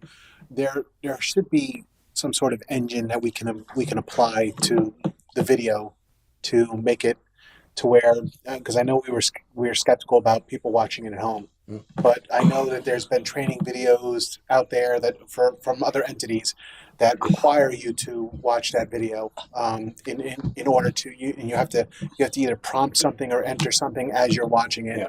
And so I'm going to talk to him tomorrow and see if that's also an option that we can explore. And staff can come up with a way to monitor that, make sure it's being watched. That's what I'm saying. I feel confident there has to be something out there. I know other places have used it, and other training videos that I've even watched that for other subjects make it mandatory for you to do that. So I think if we can explore that option, I'll talk to him tomorrow and see what we can find out. And if we can do that as well, I'll have her inform everyone that option is presented. Yeah. No, that sounds great. Bottom line, Mayor, is we don't want to drive one volunteer away because this is too hard. So we'll be as flexible as possible to get everybody opportunities to get trained. Yep, perfect. So just to clarify, go ahead. I was just to clarify. So, what specific changes, if any, were being made to this proposed resolution? Can I get a motion to accept the changes that she just read, which is the 60-day time frame? The one that's already in the proposed, is that in the proposed? Right. That's already there. Okay, nothing's changing from the proposed one in this staff report. Okay. Except for the part where it has to, if you can't make that arrangement, it has to be watched here. Right. And like I said, we can, or should we change that language to add, unless a virtual option becomes available in the future where we can monitor it? We can always change it. Oh, well, So I'm just trying to incorporate that in so we don't change again. But recording must be watched at City Hall unless digital version or Digital monitored version is available. available. something like that. There you Yeah. go. Thank Perfect. you, Chris. And that way, if we do So if that come up does with happen in something, the future, you guys can roll they're with it. allowed to do it that way. Yeah. So is there a motion for that? To approve all those So changes? moved. Okay. Is there a second? Second. Motion second. Any further discussion? Any public comment? Seeing none, I put to the vote. All in favor, signify by saying aye. Aye. Aye. I, Opposed? Motion carries. Okay, next up is item number 5, discussion of modifying resolution number 2535, changing the quorum requirement for the Port Richey Events Committee. I'll pass it to Mr. Butterfield for introduction. Thanks, Mayor. Yeah, this is just a slight adjustment to make sure the quorum requirements aren't overly stringent, so the events committee can meet more often than not. So, especially as you alluded to with the weekly meetings, right now during the busy holiday season, the flexibility was sought to be. It wouldn't impact the community negatively in any way, we think, but enable them to keep going. Yeah, and the quorum requirement is 5 right now, and so if we only have 5 or 6 on a committee, they pretty much all got to be there. So this is the same thing we did for CAC. We're modifying it so that it's based on the committee members that are on the committee. So if you have 5 members, it's a 3 quorum requirement, and so on and so forth. So it changes as the actual committee membership changes. So is there a motion to approve that change? Motion to approve the Motion change. to approve. Okay, I got Lisa with the motion. Do you want to do the second, Christine? I'll second it. Okay, I got Christine second. She got it. Yeah, I think there's probably a little delay on your all's end. So, but any other further discussion on that? Any public comment? Seeing none, I put to the vote. All in favor, signify by saying aye. Aye. Aye. I, Opposed? Motion carries. That concludes council business. So Next up. just to clarify and let council know is that this will be drafted and then approved at a later time. Can Yeah, we start- this is we Oh, start- this wasn't the actual resolution. No, that was the previous one from that committee. We have to actually Okay, so we got to draft that and come back. draft it and bring it back. And it's a resolution, so it'll be one more reading. So, perfect. Okay. We don't have old business on here. I can't remember if that comes after council comments or before. Old business. Old business comes before comments. Okay, so the agenda does not have it on here, at least cover page doesn't, so. I'm gonna open up old business. Is there any old business to discuss? No. Bob, Christine, any old business? just a couple comments. Okay, I got comments next, so. Are they specific to old business or? No. Okay. No old business at this time. Okay. All right. So seeing that, I'm going to move on to comments from the mayor, city council. Let's start with vice chair or vice mayor, mayor. Vice Mayor is quiet tonight. All right. Councilwoman Burke. I just want to say that I feel like the burn pile went well. You know, I'm close to that area and you could smell a little smoke, but I think that worked great. So the curtain, the wind curtain did a good job. Yeah, because it wasn't like the whole neighborhood was smoke or you knew something was happening, but barely, you know. So I'm glad that worked out. Do you guys take pictures of that? No, but again, I think they're burning again tomorrow, so I can take some pictures of it. How fast does it burn? How much stuff are you burning? You dropping a load in there, it takes a few minutes to burn it? I didn't go out there today, but it's So you don't- it's pretty intense. I mean, it's an It's air like an curtain. incinerator? It's designed to do exactly what it's doing. It's just to burn that pile as fast and clean as possible.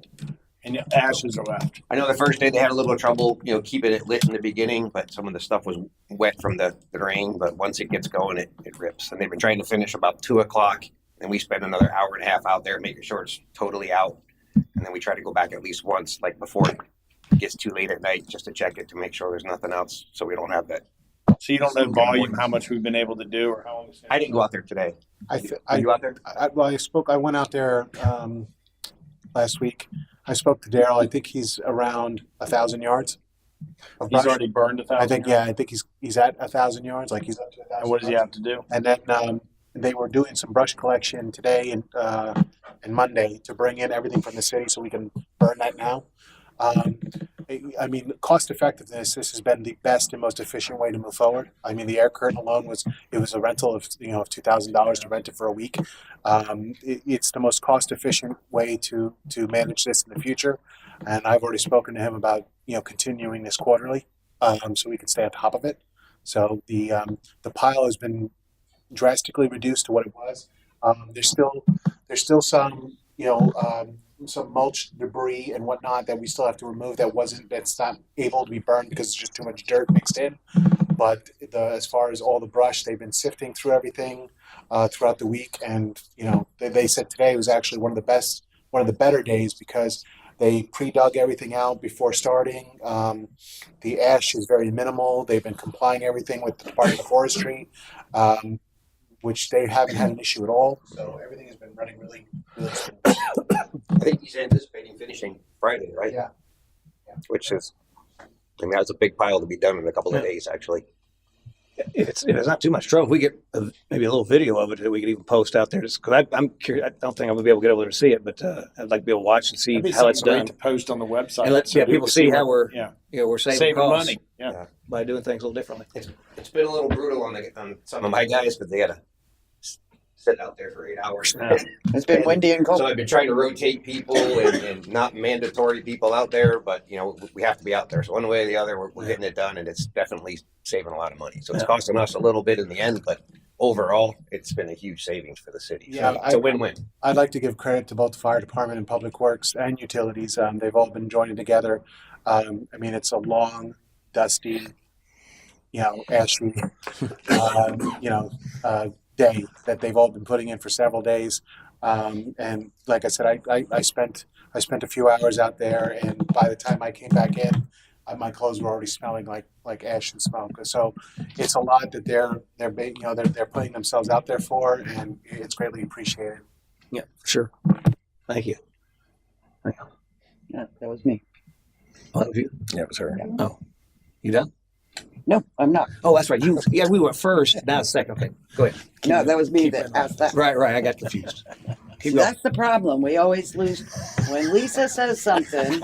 I didn't lose it. Hold on. You go back and watch the tapes. I was on it, right? No, wait. Today I was on it. You go back and watch the tapes. When it's Lisa's turn, I didn't lose anything. I knew it was your I turn. barely get my question out before it's all over the room. And I sit here and I don't say anything. But that's what happens. And you couldn't even remember where we were. Yeah, I got lots of discussion. That's my fault. So, but the discussion wasn't yours, or the discussion was mine. Yeah. And I brought this up once before about how it rolls around. But we all get a turn. And right now it's my turn. Yes, ma'am. It is your turn. So I'm finished with that. Thank you very much. It was noticed. Two things a little bit quicker. I've gotten, people don't like to file code complaints because their name goes on there, but we all, when we're sitting up here, we all hear them. I'm sure we hear things from our neighbors, what they like, what they don't like. There's a lot of late night work going on and weekend work. When they know code, nobody's around. I don't know how to address that.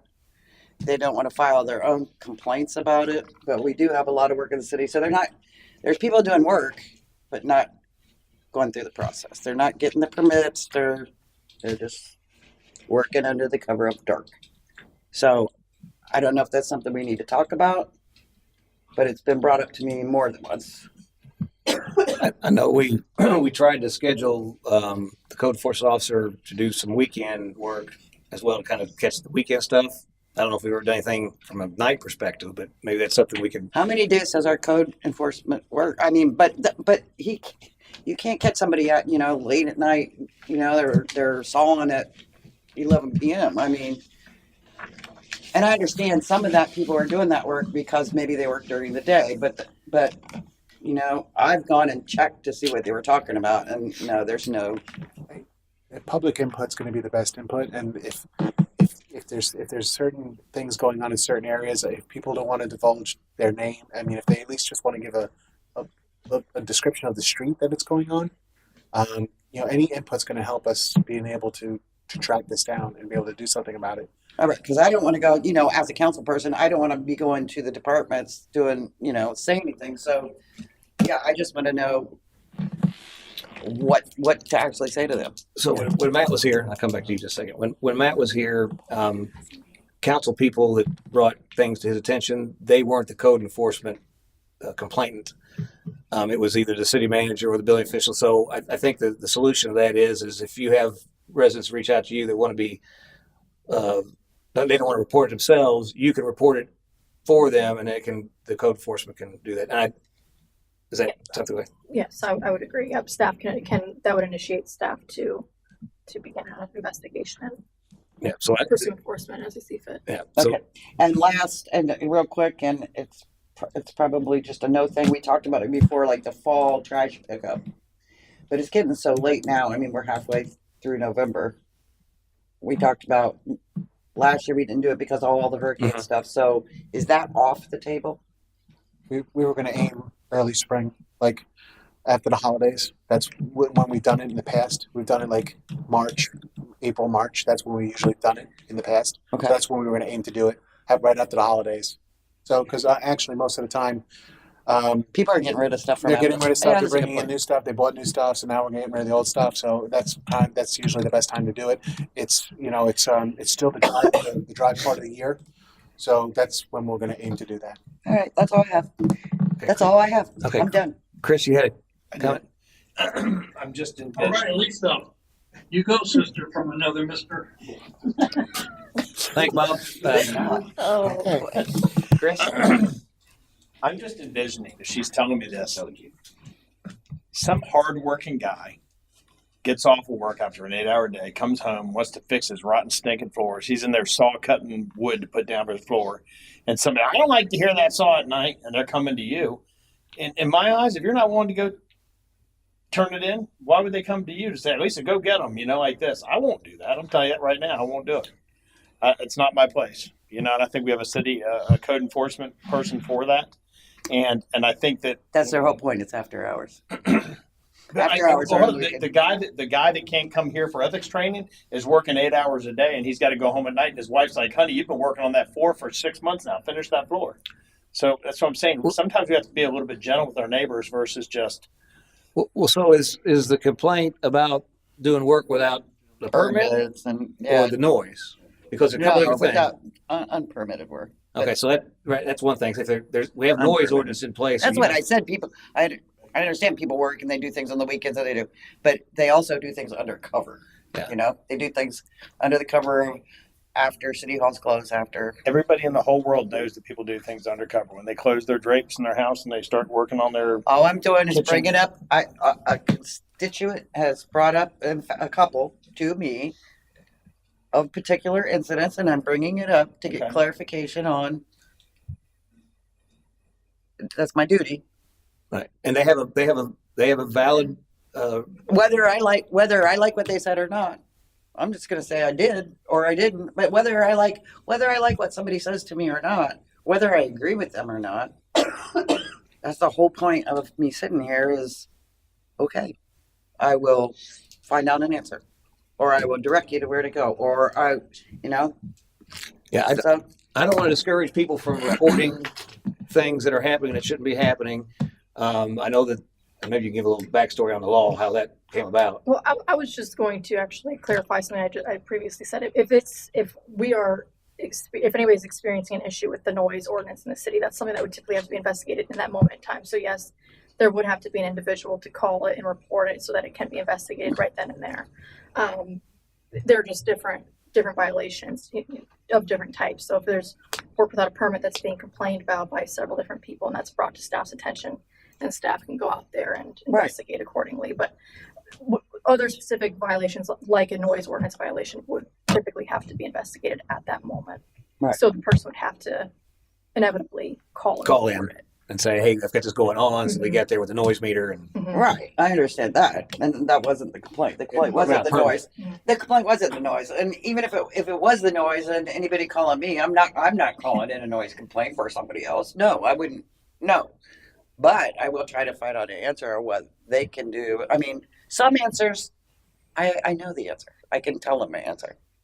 But as for after hours, unpermitted, that kind of, that I'm here to bring it up to you. Yeah. So with the reporting, code enforcement law requires the person who the complainant to it's not an anonymous complaint anymore. Correct. It is not anonymous. That got changed 2 years So ago. and there are people that they won't do that because somebody calls in on their neighbor, they say, "Hey, it was me," and it was the neighbor knows it was them, and then it starts to Right. So, But it's not my place to go to the different departments and tell them what's going on either. So right. It would be appropriate to act as like conduit in that Right. regard.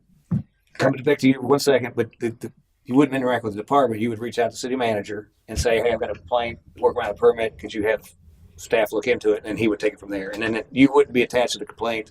The resident wouldn't be attached to the complaint. The city manager would be investigating the complaint. all right, all Chris? good. I've seen this recently in the city where two neighbors start to tell on each other. He did that, and they put the thing there, and I saw him pull it. That leads to bad neighbors. That leads to you hating your house, wanting to leave the city and going. You got to be very cautious what you do with the neighbors. Good neighbors are hard to come by. So I encourage everybody listening, everybody in this room here, let's be good neighbors to one another. That's all. Good point. Okay. Anything else, Lisa? No. You sure? Oh yeah, I'm sure. Moving on to Councilwoman Sullivan. Nothing tonight. Thank you. Okay. Councilman Hubbard. A couple things real quick. First, second, the appreciation for Gary for what he's been doing with the burn system and everything. And he's a professional. That's what we expect from him. It doesn't go unnoticed. Thanks. Another kudos to Officer Koch, city last night, and his boss, Batman, monitoring the traffic around the city very well. I see they've got blue lights all over the place, and the word's getting out. You just don't fly through Port Richey anymore. Officer, and we do appreciate that. It does not go unnoticed. Another thing that they're doing also is this Sentinel project. Going around checking all businesses in the wee hours of the morning, checking front doors and back doors, making sure lights are on and everything's the way it should be, as well as walking around businesses, going down to docks, checking on lines on boats, making sure everything is as normal, leaving a calling card at 2:45 in the morning, letting us know everything is working the way it should be and nothing's looking disturbed. If there's anything else that they can do for us, let them know. We appreciate Officer Ziegler for doing that, and that's the way above beyond duty, and it's much appreciated and very noticed, and thank you very much for that. Oh, that's incredible. One other thing, yes, it is. It's very good.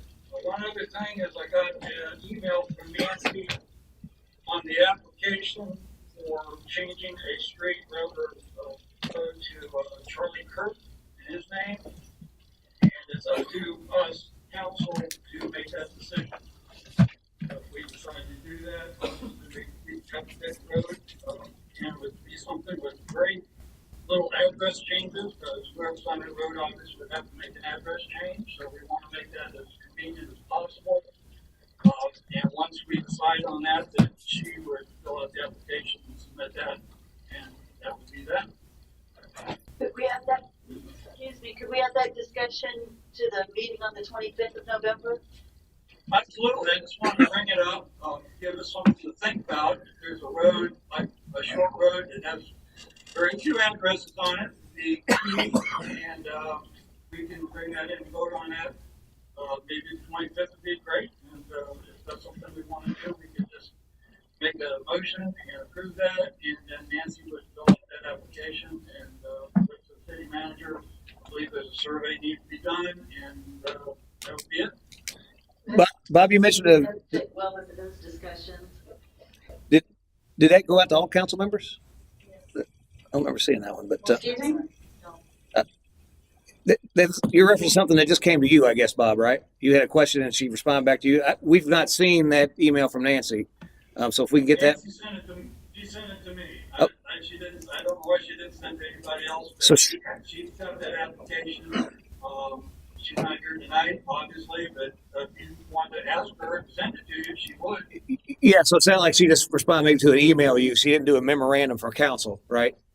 I think what she wanted me to do is present it to you guys, since I'm the one who brought it up, I guess. Okay, I don't know what the meat of that email was, is there a way that you could have Ashley forward that, send that email to Ashley to have her forward it out to council so we can see what Nancy said on it? I can forward that email over to Andy or Ashley or Perfect. Sal and have it forwarded to you guys. See what her response. Because what she would do is something like that. It would come up and she would do a memorandum for council that we'd all have the same information. So I apologize. So this week, take a look at what she said on that and what the question was. And then is there any, I think they sound like they want to do a agenda item for the next meeting. Is there any objection to that, to discuss that? It's a pretty full agenda already. We were actually looking to move some things. So, but if it's urgent, we can move more things to December. Yep. As of notation too, this is why I include you guys on agenda item deadlines. That for that meeting, the agenda item deadline was Monday. So Bob, are you okay with us taking that up at a later meeting? Or maybe you think waiting until the first of the year to do that, or you want to do it before the end of the year? Or? I don't see the rush in it. I'm just bringing it up for us to think about it, and I'm leaving it up to city manager and clerk to determine when's the best time to present that to us. Okay. I can have that. I'll email the application to, like I said, it's appreciated. To Ashley, and she can forward it to you guys. Okay, so yeah, if you do that, and then I think I don't see any objections to talk about a future meeting. Just whenever it works out best for staff, when we have some time, they'll put it on the next agenda. But if everybody's okay with doing that. Yeah, by consensus, we're good with having that on the agenda in the future, not next meeting because it's. Yeah, there's a lot more important things probably coming up that I think would be key to get this done. So yeah, no rush. Okay. Anything else? That's all I have. Okay. And then that leaves me. I spoke at the Pasco delegation this week and showed up there and obviously gave thanks to the delegation for helping us out and then let them know we appreciate their support and going forward. So I just want to let you know that I did attend that and represented the city at that meeting.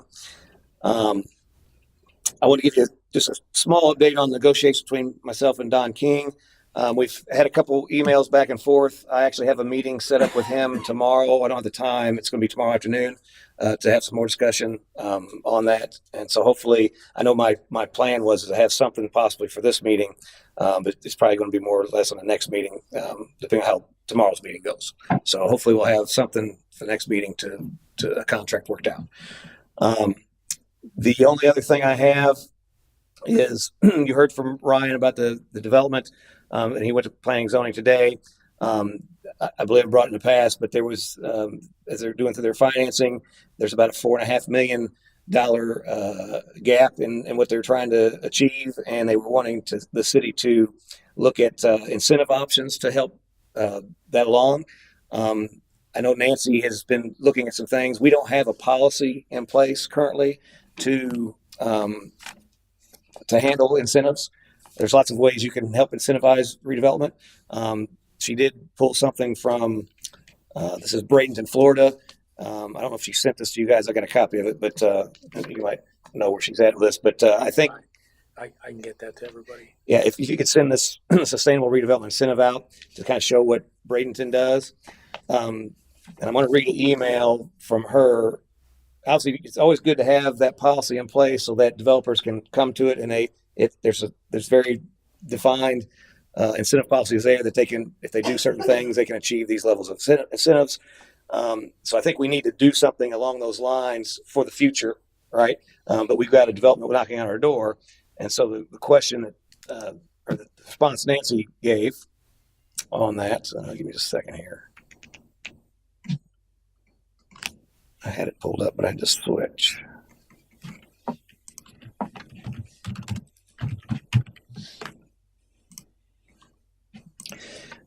Okay. Since my previous recommendation that the issue of incentives be addressed separately and apart from this particular development so the city can create its policy/procedure moving forward for all developers, interested parties, has not yet been accomplished, and it is evident this developer is ready to move forward, I recommend the developer work with the city manager, Veronica, whomever, to bring the matter forward to council as an agenda item so city staff, council, the developer, and the public can all be present and prepared for the discussion.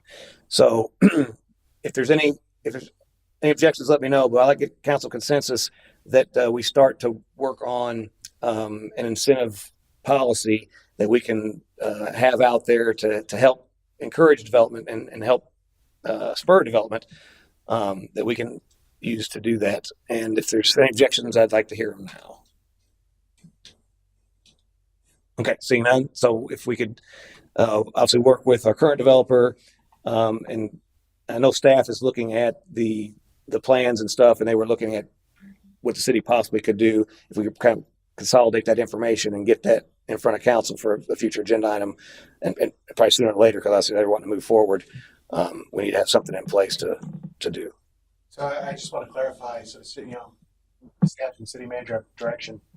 Do you want us to move forward with creating the policy, or you want us to move forward on this particular development? Well, I think the policy, that's a good question.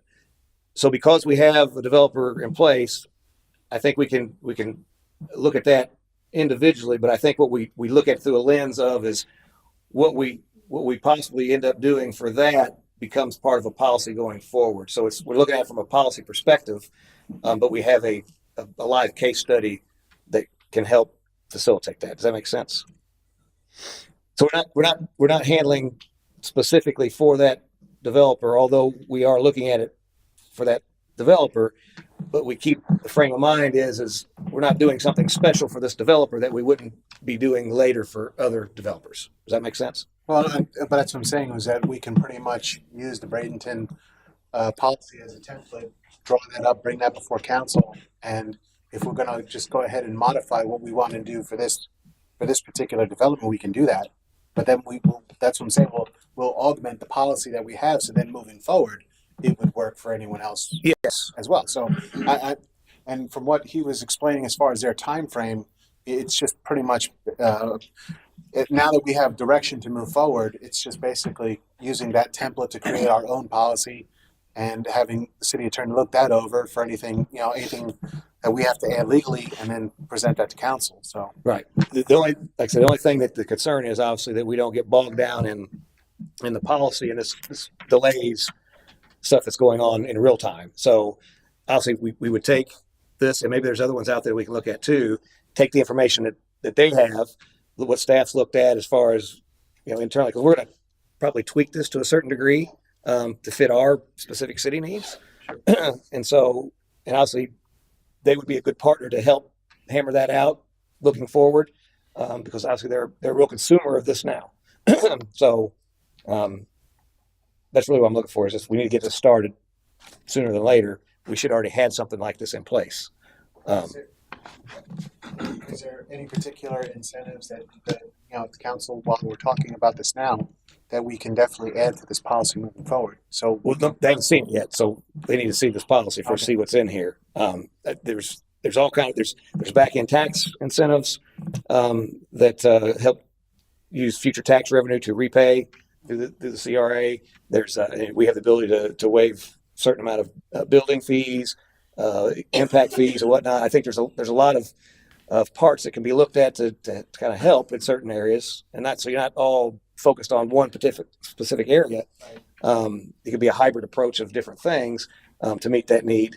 But again, this is a good starting point, and any others that are out there, they spend a lot of time on this, and so it's probably a good boilerplate to start with. But obviously, if you guys kind of get together, if you can get something back to staff or to council, that staff has looked at this, what could we do from a building fee perspective? Does it align with what's in this policy? And talk about those things so that we do have something that we can apply to this developer and developers in the future. Question? No, just statement.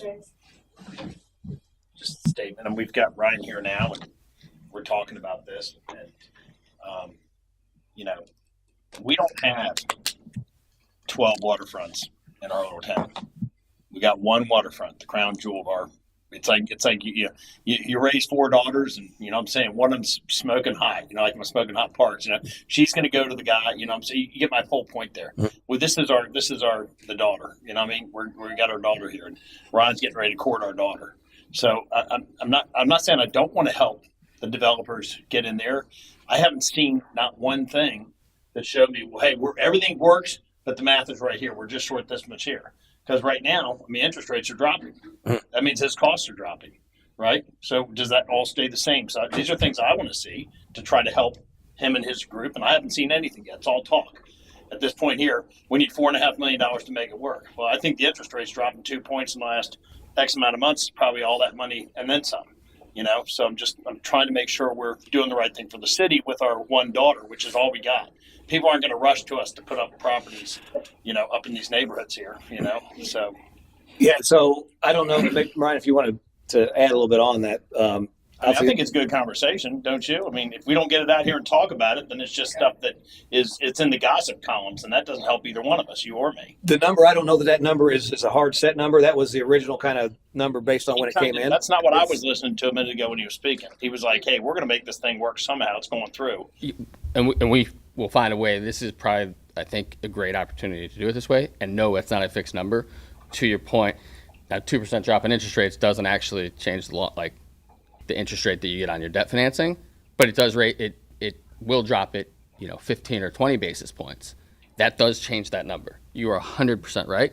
We don't want a penny more, to even ask for a penny more. And so I think the creativity is making it so it's something that works for the city, for the residents, and for us to get shovels in the ground versus us going out and trying to go raise privately more capital to come in. I think it's something like this is going to generate a lot of tax revenue for the city. And so we've been talking about different options, things like, can we, we've talked about municipal bonds. There's also municipal bonds you can tie directly to that property that we're then paying back with tax revenue, with a percentage of the tax revenues paying that back. There's a lot of different ways to go, and we want to be very open to it, but it is a moving target until we close. And so we do not want to take a penny more than we need if it is going to, in fact, come from the city, and the city's open to that. But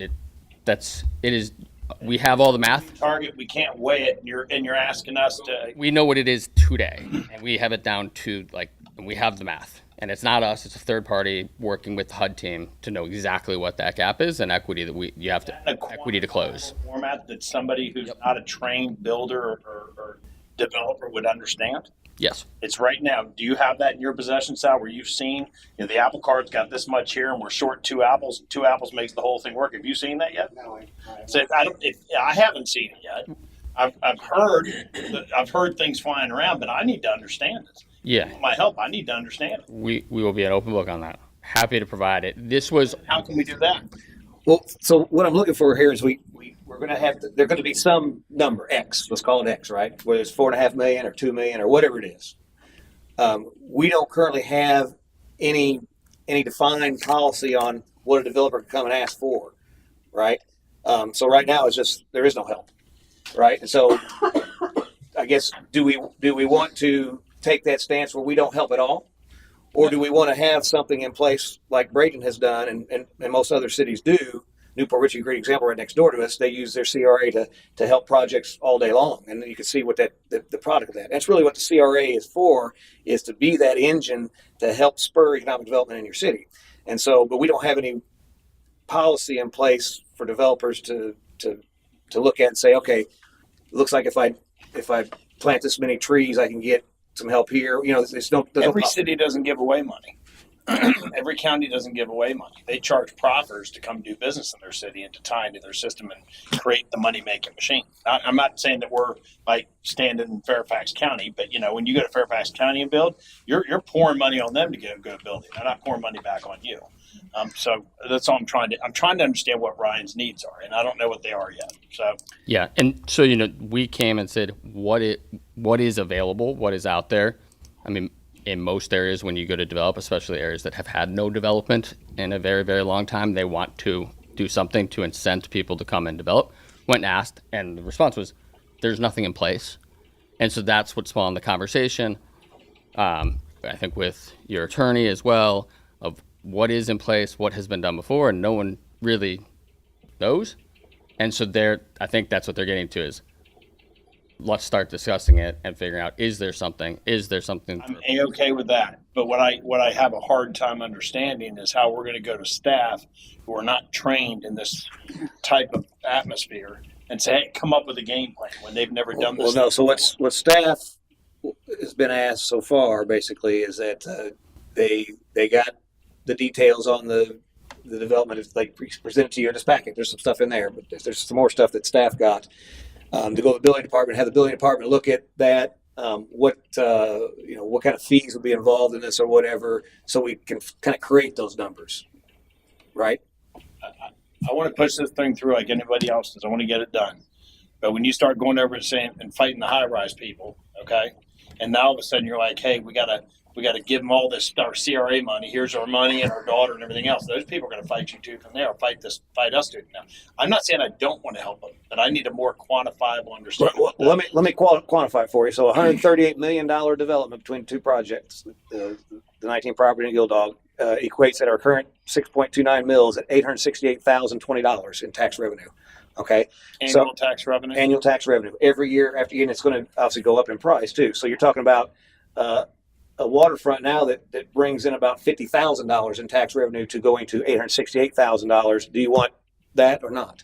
And so, in order to get that, the city becomes part of the investment, right? So if we don't want it, we say, okay, we're not willing to give anything. That's an option, right? We don't want to help this project at all. Good luck to you. We'd love to have you. But if we do that, we risk a chance on losing that potential windfall of tax revenue and the spur of economic development that would bring behind it, because that's just in a vacuum. That project happens. What happens with the surrounding properties and whatnot? So I think we'd be prudent to have a policy in place so that for transformational development like that, the city has a vehicle to be able to provide some incentive. And it could be, again, it's all tailored by the policy. We can give very, very small percentage. We give I guess larger what I'm percentage. saying to you, Eric, is I don't know that we have the staff with the experience to come up with those things. This is a very one-off thing as a city. We've got our waterfront out here. Ron's getting ready to pour money into our waterfront. You know, we don't have anything up that way, and we don't have anything down here. It's like right here. Right. So I guess I'm concerned as a sitting council person that we don't have the expertise to come up with what that really should be or is. And I think we might have to, and I don't want to do another study either, okay? I think we need probably some expert advice on this. Yeah, that was part of the GAI or whatever. So there are consultants out there that do this. GAI was one of them that met with the city. And obviously Nancy was involved in that. And so I think there probably will be some consultant work that probably we're going to have to prove to help out with this. Well, I just, what I would wish for council to do is to, no offense, because you've said it several times, to be fiscally responsible. Give us a chance to produce a product.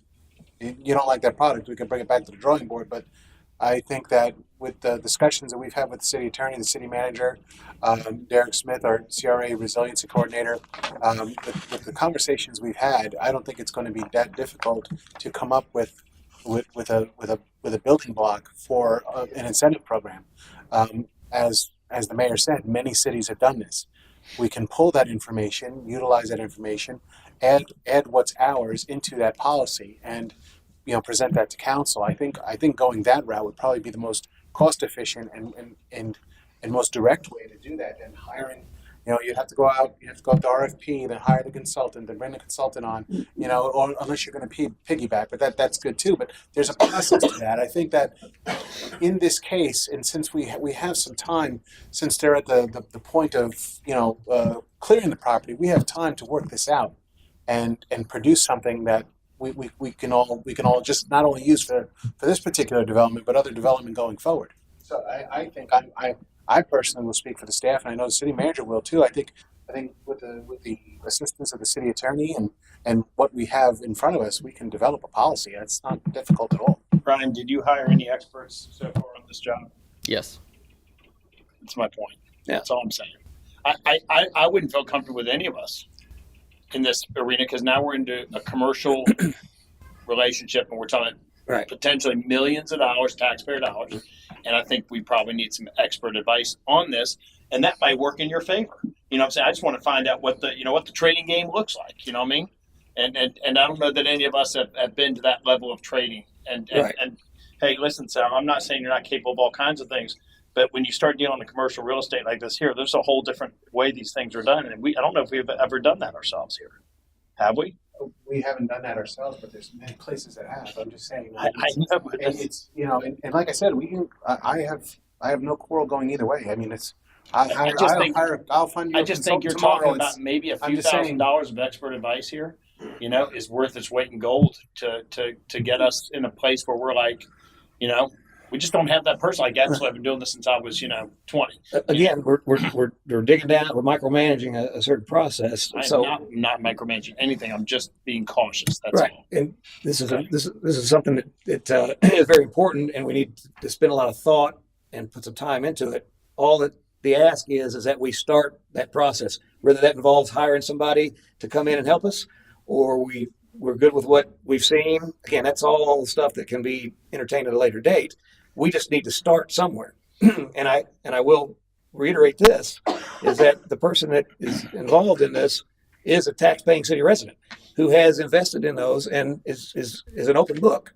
And so obviously he's got a team. Now, obviously the city has to have our own entity. We can't just take for granted what anybody brings us, right? But there's a lot of knowledge that they've already paid for and resources that they've already expended that they can help meet with staff to bring something back to council that we entertain. What do you need? A consensus? Do we need a consensus with this?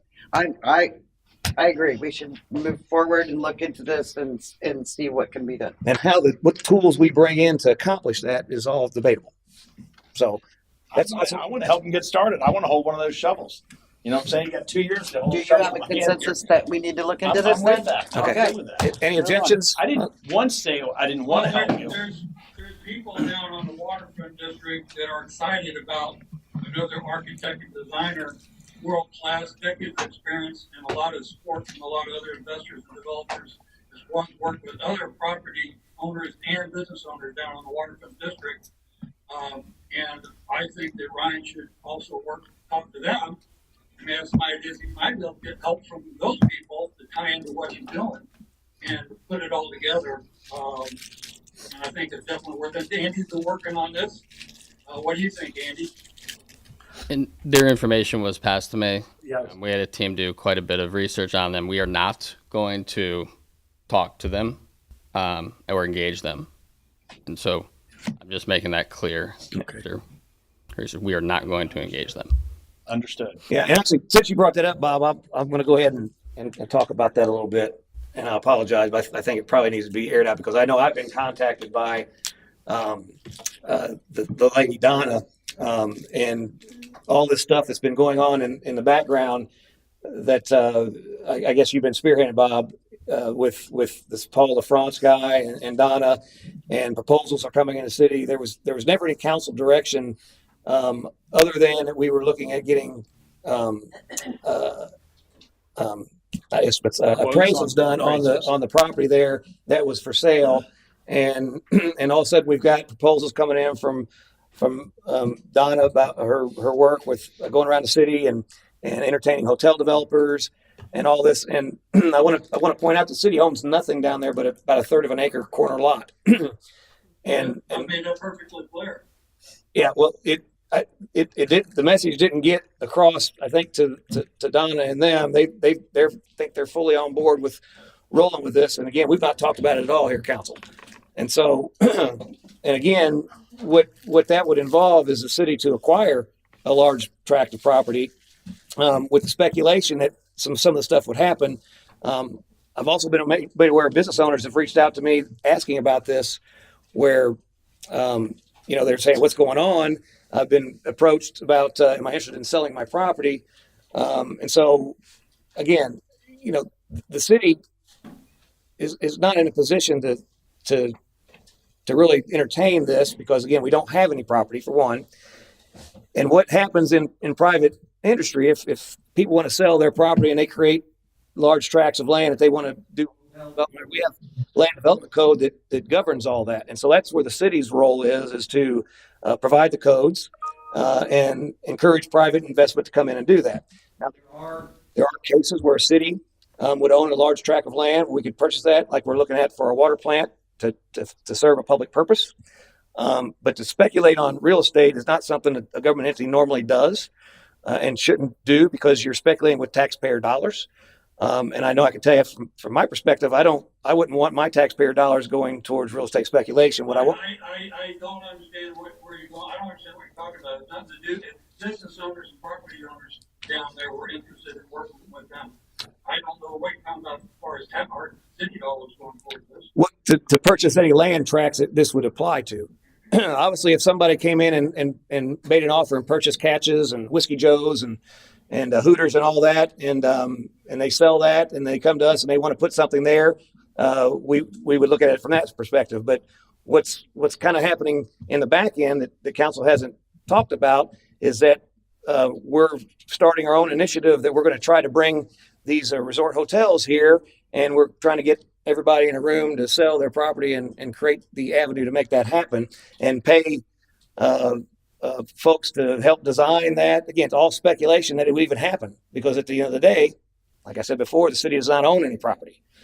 And we're not, we haven't discussed looking at, not that we can't do it because we absolutely have the ability as a council to make a decision to purchase property, but what we do with that property. And so if we want to acquire property to build a resort hotel, that's something we want to bring into the city. By all means, we could look at that, but we have not talked about that at all. It seems that that's kind of happening in the background, and now we've got people sending us proposals and bills to pay for that we haven't even talked about. So you're saying that people came in wanting to buy the property and businesses down on the waterfront district. The city's not getting involved in independent real estate transactions. I know that. I never assumed that they were. They talked to business owners, property owners. You're saying that other people have come in wanting to buy Whiskey Joes and Catches and the property down there. Is what you're saying? The word I've gotten is that there's been conversations happening, and that what the city's doing with the property. I think there's information getting out that isn't accurate.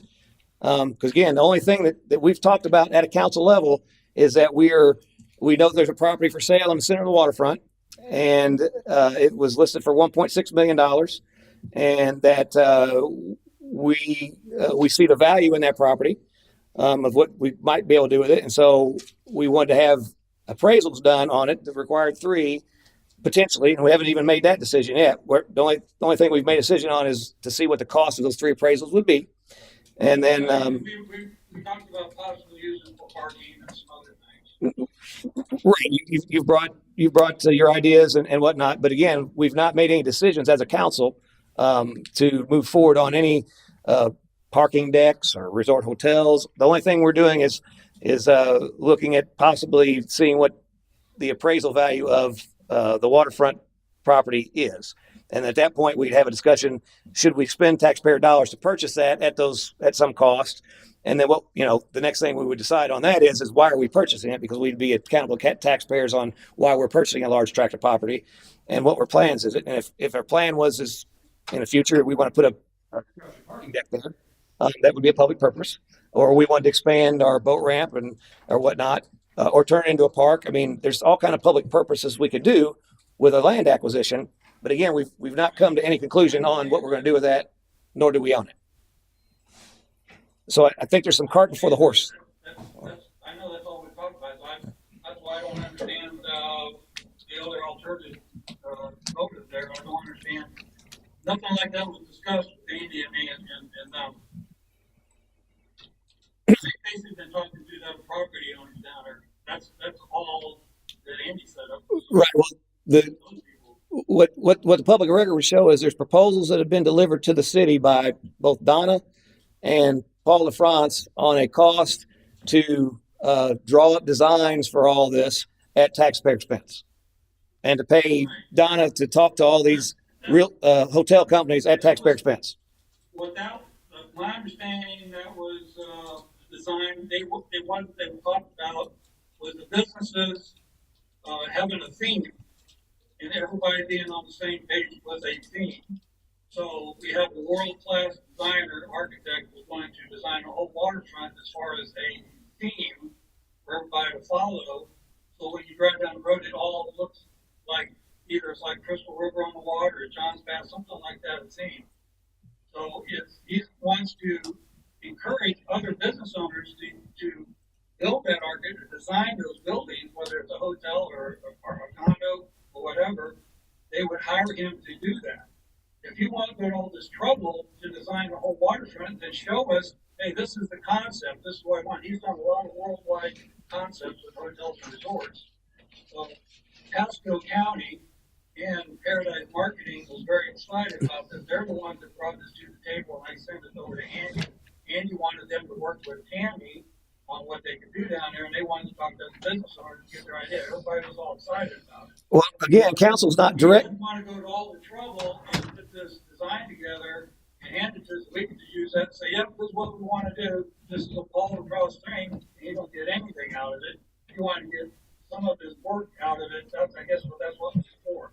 I just read the email. I don't know about all the conversations that went on behind that, but I'm just telling you what I know. That's all I know. It's just that he was going to design the whole waterfront district as a concept that people could use. We could use as a guideline to choose the business and commerce. Right. Well, again, if Catches and Hooters and all these property owners got together with Paul LaFrance and Donna and they wanted to draw up some design on their dime or whatever, that's great, right? And right. No problem with that. But when it comes to there's been no council direction to instruct our city manager, Andy, at the time, or anybody else to do any of this legwork.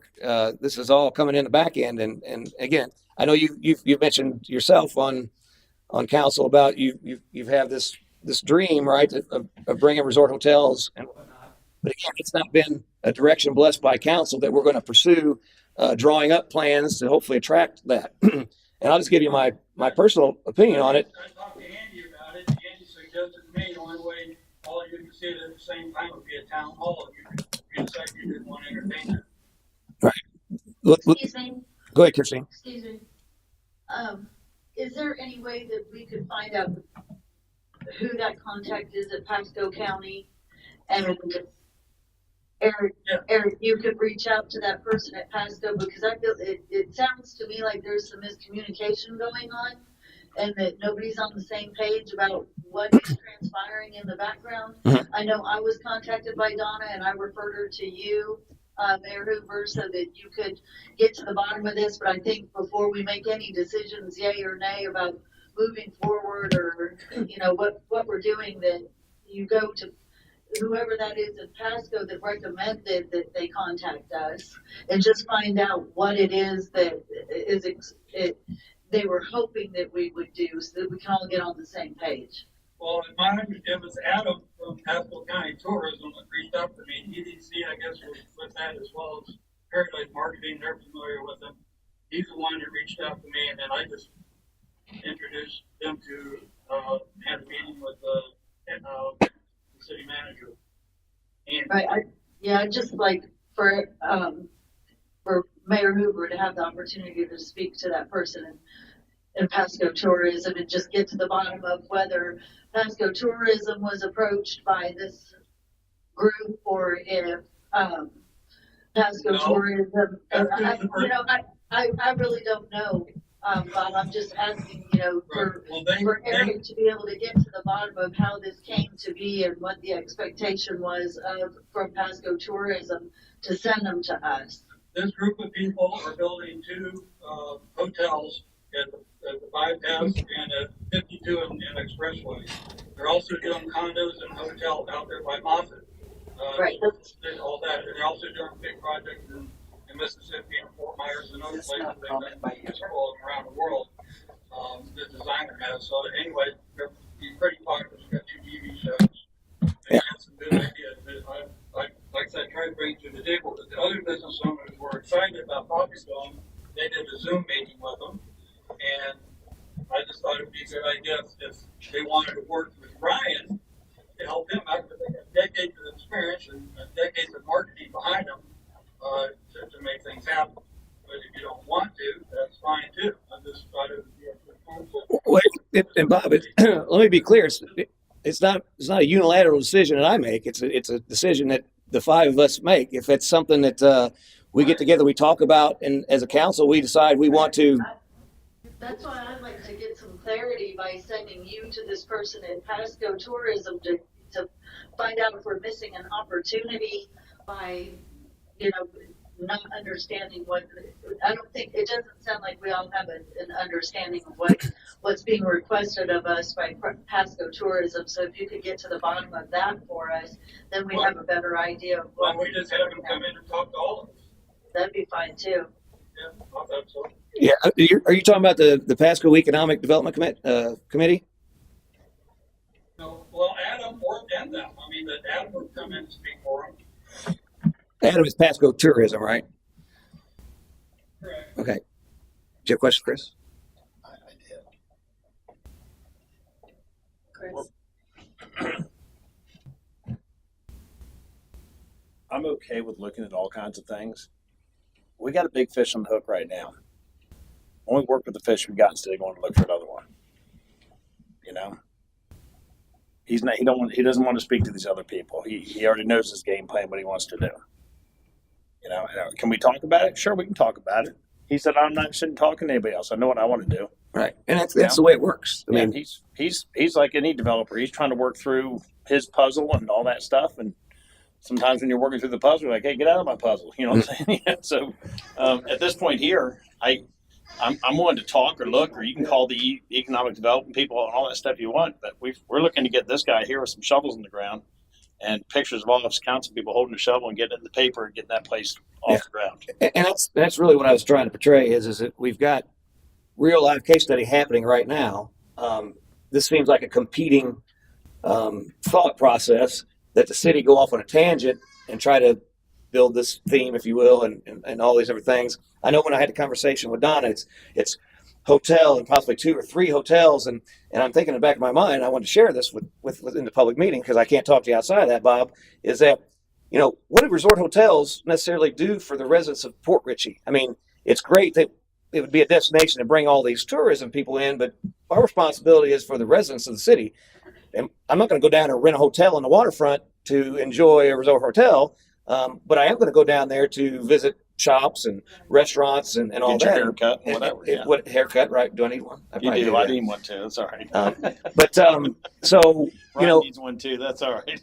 resort hotels are great, but is that the product that we want to really sell here in Port Richey? Hey, is we're going to be a destination for everybody else, but exclude the very people that live within the city that's going to support these things. So that's a question. And maybe the answer is yes, we want to do that because that's what we need in the area. I'm somewhat selfish. I think we need to build a community place down there that everybody can enjoy and live there and congregate and be that small town that welcomes outsiders, but we really exist to be our own place. Excuse me, was there not also consideration for zone 2 of the redevelopment district over on Clark and Bailey? Was that not part of the area that they were interested in possibly redeveloping with a hotel? You're talking about the old welding shop and that? When you say they, who's This hotel group, I believe I heard from them that zone 2 area over at Bailey and James Clark was an opportunity. So what I'm saying is I would like for us all to get on the same page about what is they're even proposing, and that might require at least one person to go to Pasco Tourism, speak to what is it, Adam? Is it? Mine is the Sports Coast. Find out why they are being sent to us, and if it's zone 2, if it's not waterfront and it's actually zone 2, James Clark and Bailey, that might be something that we could look into, because there have been several residents asking for a nice hotel, something beyond just a Quality Inn or something. So I'd hate to miss an opportunity just by not understanding what it is that's being presented to us. Yeah, I think what we need to I mean, decide. the possibility of somebody in Frank's property out there where Seaside used to be, the Senile Cove, and investing into that condos possibly, tying in with Ryan's property, maybe filling in gaps working with him So he wouldn't have to borrow money from the city or get incentives from us, saving the taxpayers money. There's a lot of possibilities, a lot of options on the table. Yeah. The only thing I'm saying here is that I'm not. I don't want to hear it, just take money from the city or having us give them a break. I mean, what does it hurt to listen and meet? There absolutely is nothing wrong with that. But I guess the question is what involvement does the city need to take in that private real estate holder's business? That's what I don't have any familiarity with that, but I don't know if other cities do anything in that regard, and that's why I just think it's important that we talk to Pasco to see why it is that these people are being referred to us and what the expectation is of them, of us, to receive the information from these people, these requests from these people. If we go to Pasco, I think that would just, sum up some of the confusion that we have going on. And if we find out that it was actually Pasco that was approached about this and they just referred them to us casually, like, I don't know, go talk to Fort Ritchie, or if it was something else, if we just get to the bottom of that, I think we'd all have a better understanding of what's going on. But if there's an opportunity for, for us to improve an area, to give residents a nice hotel that many have requested, not necessarily a resort town or anything like that, but many residents have on numerous occasions requested that we look into, the possibility of a nice hotel somewhere, because just the hotels in this area for when they're, excuse me, I'm sick, I have a cold, when their families come into town, there's really not very great hotels in the area, so they have requested that on numerous occasions. So if we can just get to the bottom of what the request is of us from Pasco Tourism, I think that would help direct us. Yeah. Well, why don't we do this? And we don't need to talk anymore about it tonight. But Bob, if you could, whoever you've talked to at Pasco EDC, I mean, I think Bill's his name, that heads it up. I can reach out to him, but I don't know if he's the right contact, or Adam. But if you could have those reach out to me, and I will say that normally if something like that where the county is wanting to do something, they would reach out to the mayor, and they have not. So nobody's reached out to me. This is just other than these individuals that have been working with you, Bob, and maybe with Pasco as well. They were working with Andy. Or with Andy. But I didn't write any checks I couldn't cover. Andy's got all the information. I took a meeting with them, one meeting with Donna and one with Paul LaFrance guy, and they were discussing ideas. And I mean, let the market prevail is right. Essentially the message. If they want to acquire properties down there and request a PUD, that sort of thing. Yeah. Processes are in place. Well, I think there's an expectation of those folks that the city is playing an active role in this, and to my knowledge, we haven't discussed that.